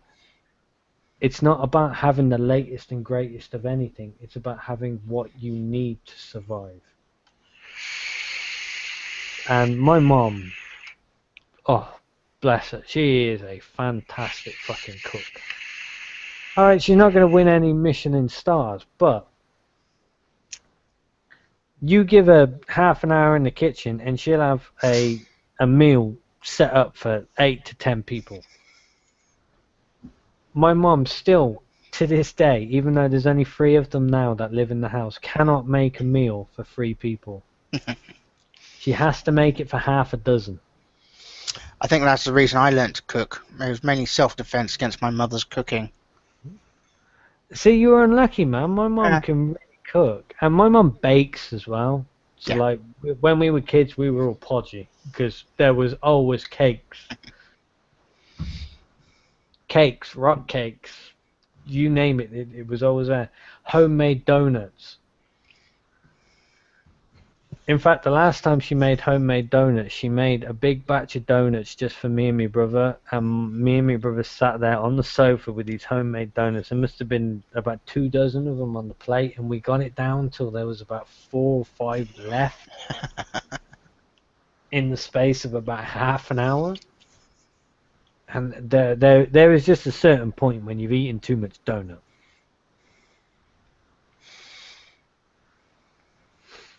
Right, let's run it back to chat for a moment while we still have the attention of the people there. And I do apologize, I've got a little bit sentimental. It is the end of the year. I've been drinking. And, you know, sometimes these things need addressing, and sometimes you need to see the more human side of people that are doing things. So where did we get to on the chat? We call it winding your neck in, Sonny. They hate it. Get them really wound up. He knew where you lived and who your parents were. Very true about the local Bobby. It's 10 years since they started employing these community protection idiots with no power. It killed the real beat officers. Yes, it did. No power, rather. Local coppers round hereabouts used to lock you up in the cells, give you a blanket, and visit you once you went to sleep for a talking to. You never went back. Thing is, unlike today, it didn't matter if you ran off before they grabbed you. They knew, you knew who the copper was, and they knew who you was. My gran used to say, "Life is already planned. Just hang on and enjoy the roller coaster ride." Very true. Well, Yes, yes, it's not set in stone, but I strongly believe that your beginning and your end are there for you. That's already predetermined. But everything that happens in the middle is just for you. That's where you are able to make your mistakes and do your things.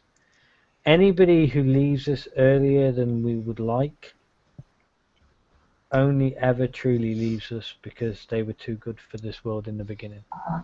and also they're not truly gone until they're not remembered by anyone. The only way to be truly gone is to be forgotten.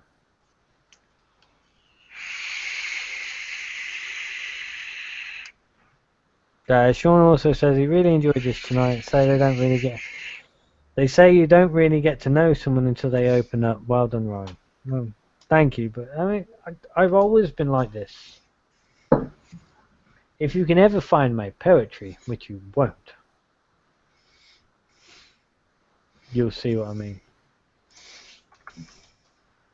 Or my MySpace music page, which still has active music on it.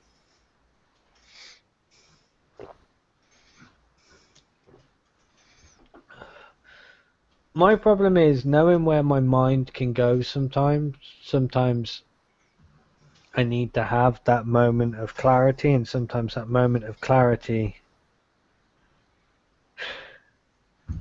Vogon poetry. That moment of clarity can only come by actually talking to other people. Oh, Jesus Christ, have you seen the time? Yeah. Oh, you did say it was going to be a long one. It is. I wanted to get some STO in. I've got to say, we do still raise our kids the way we were raised. I think that's a good thing. And my opinion on it is basically the state does not know as well as I do how to raise my own children. The state doesn't know your children. You know your children. You know how to raise them. All this bollocks of putting them on a naughty chair or talking to them a couple of days later about it. they'll have forgotten what they've done by then. Clip round the ear never hurt anyone. No, I don't think I have beaten children just for the sake of beating them. But then my parents never did either. They did it probably once or twice and That's all you have to do. Because you'll behave after that. cross the line. Mate, I'll be honest, yeah. My mom never smacked us because my dad was disciplined in the house. Yeah. Because he wasn't around enough, he was disciplined because when he was around, if something had happened, my mom used to tell him, and that's he used to have a chat with you. Mm. On the one occasion my dad smacked me, I'll never forget it. Even to this day, I can still feel it, even now thinking about it, and it stings. But once. Sean's bang on there. Social services know everything. They have way too much power. I know that all too well. Last week it was Luke's nativity.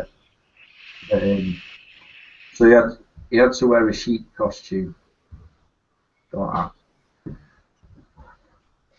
So we turned up to watch Luke in his nativity play. First nativity and stuff, so I had time off working on school and watch it. And Tony got pulled into the office. And they're like, oh, it's nothing to worry about, and this, that, and the other. Gets in the office, and obviously I didn't know what they were saying because I wasn't in the office. And Tony told me afterwards, said, we've had to pull you aside because we've noticed that Luke's got a couple of marks on his chest. And we'll probably have to report them to social services. Someone turns around and says, do you mean his birthmarks?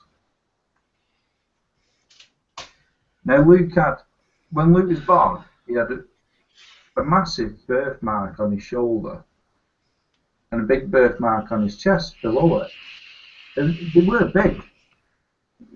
If you consider his chest is only that big, the birthmark on his chest was about that big. You know what I mean? They were substantial marks. And they were there, literally, from the moment he came out. And they're still visible now. But now they just look like an old bruise.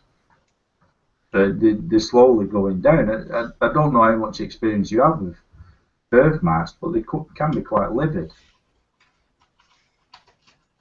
But they were actually going to report us to social services, and Tony was like, well, I've got pictures here from 12 months ago where you can see them on him.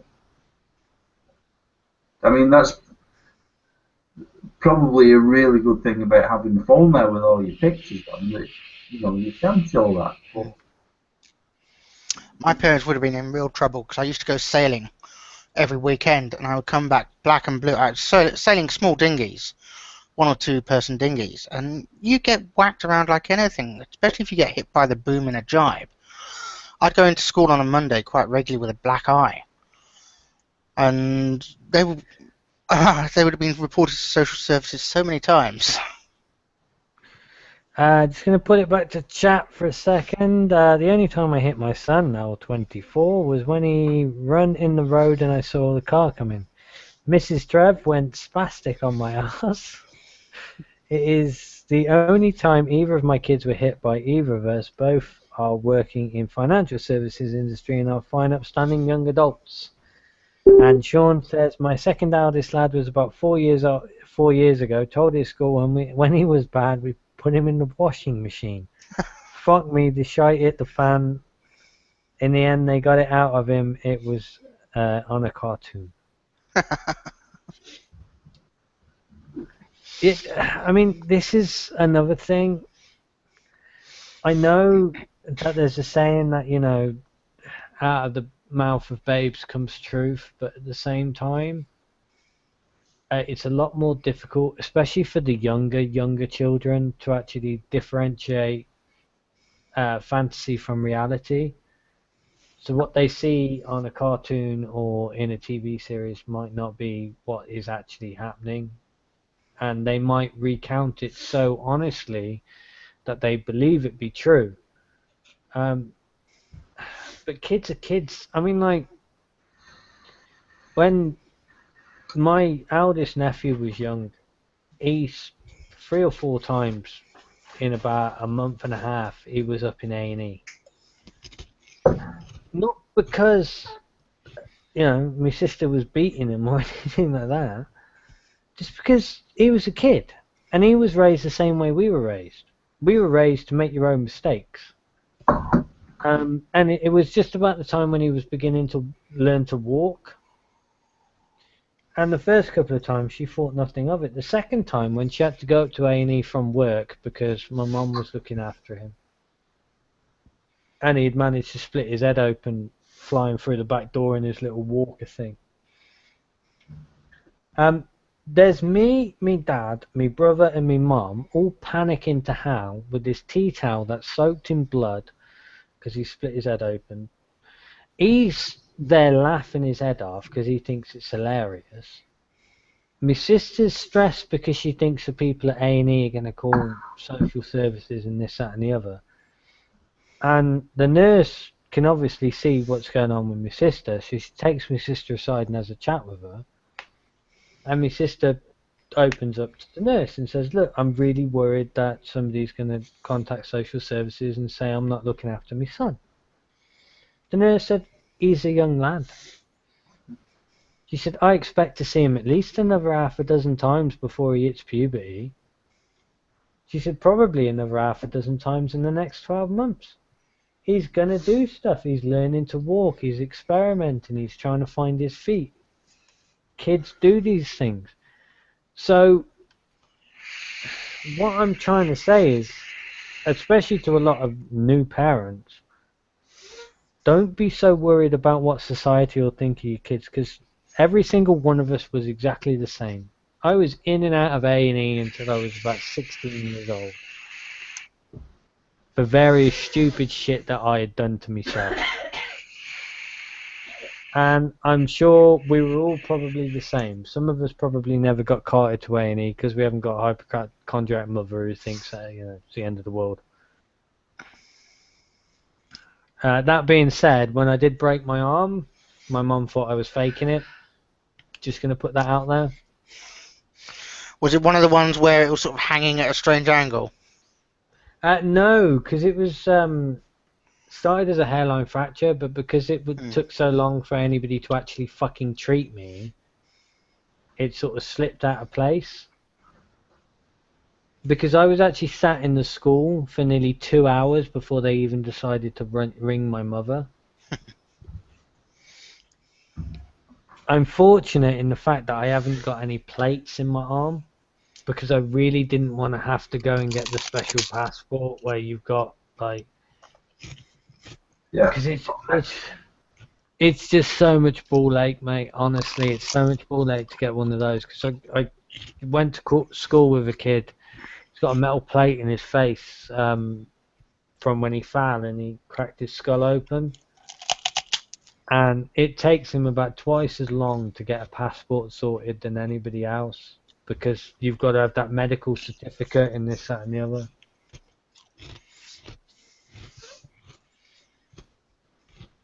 I'm quite lucky in that I've never ever broken anything. And I deserve to have broken stuff, to be fair, but I've never broken bone or anything. I've broken my shoulder, but that's about it. Right, okay. Arm from fighting in the playground and having a kid 4 times my size land on top of me and me trying to catch him. Foot several times. In fact, at one point I completely and utterly shattered my foot. And the doctors told me it was a sprain. I didn't find out it was a break until about 6 weeks later when I went back with the same problem, because I'd done some else to it and it really hurt. The second time I had actually sprained it, and it was only then when they actually finally did an x-ray and went, oh, I see you were recovering from a broken foot. No, nobody ever told me about that. Several ribs. Fused vertebrae. Broken my hand from punching a wall because I wanted to punch somebody else. You see how non-violent I am? I would rather hurt myself than anybody else. But the fact that I still hit a brick wall hard enough to break my hand should tell you how happy I would be to actually hit a person should they come within range. Crikey, you were lucky, Sean, if it was only your ankle hitting a dust cart at that speed. Jesus. Anyway, we are approaching the actual 4-hour mark. So I think we need to do the goodbyes because otherwise YouTube will never put this video up. So, thank you very much, Gords, for joining us and putting up with this for so long. Usually it's only a couple of hours. I do apologise it's gone on, but we've had a little waffle and I've got a little bit sentimental. Not a problem. Thank you for everyone for joining us, and anyone that bothers watching as well. And Merry Christmas to everyone. If I don't speak to you before now in Christmas. I'll drink to that. Okay.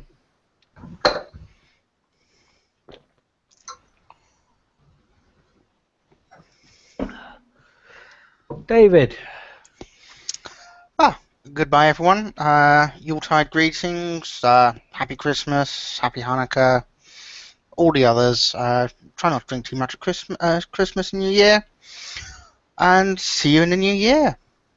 Have a good one. Bye. That's me done. Possibly. Okay, I'm done now. You're gonna shut up now. Maybe. Yeah. So from me and the rest of the Oxymoron team, thank you very much, guys, for joining us throughout the last 6 months. It's been great having you guys as panelists. We will carry on in the new year. To Trevor and Sean, who are the only people who actually bothered to tune in to watch us this evening, thank you very much, gentlemen. You have been very, very lovely. We'll return in the new year with more of this bollocks, probably less sentimental than this. Ooh. And from the Oxymoron team in general, thank you all. We're only sort of getting going. The new year for Oxymoron is going to be absolutely fantastic. So if you don't already, please go over to the YouTube and like the YouTube, subscribe to the YouTube, whatever you do. We do put quality content up there. It's not every day at the moment, but it will be every day at some point. But it is quality content. It wouldn't be going up on the YouTube if it's not quality content. Trust me, I'm the one who pretty much has to release all the videos. So I have to watch everything, even my own stuff, which is kind of a pain. So yes, thank you. Have a wonderful Christmas, Hanukkah, Kwanzaa, whatever you are celebrating, or just a lovely couple of days if you're not celebrating anything else. We will see you in the new year. Thank you very much. And as always, tatty bye.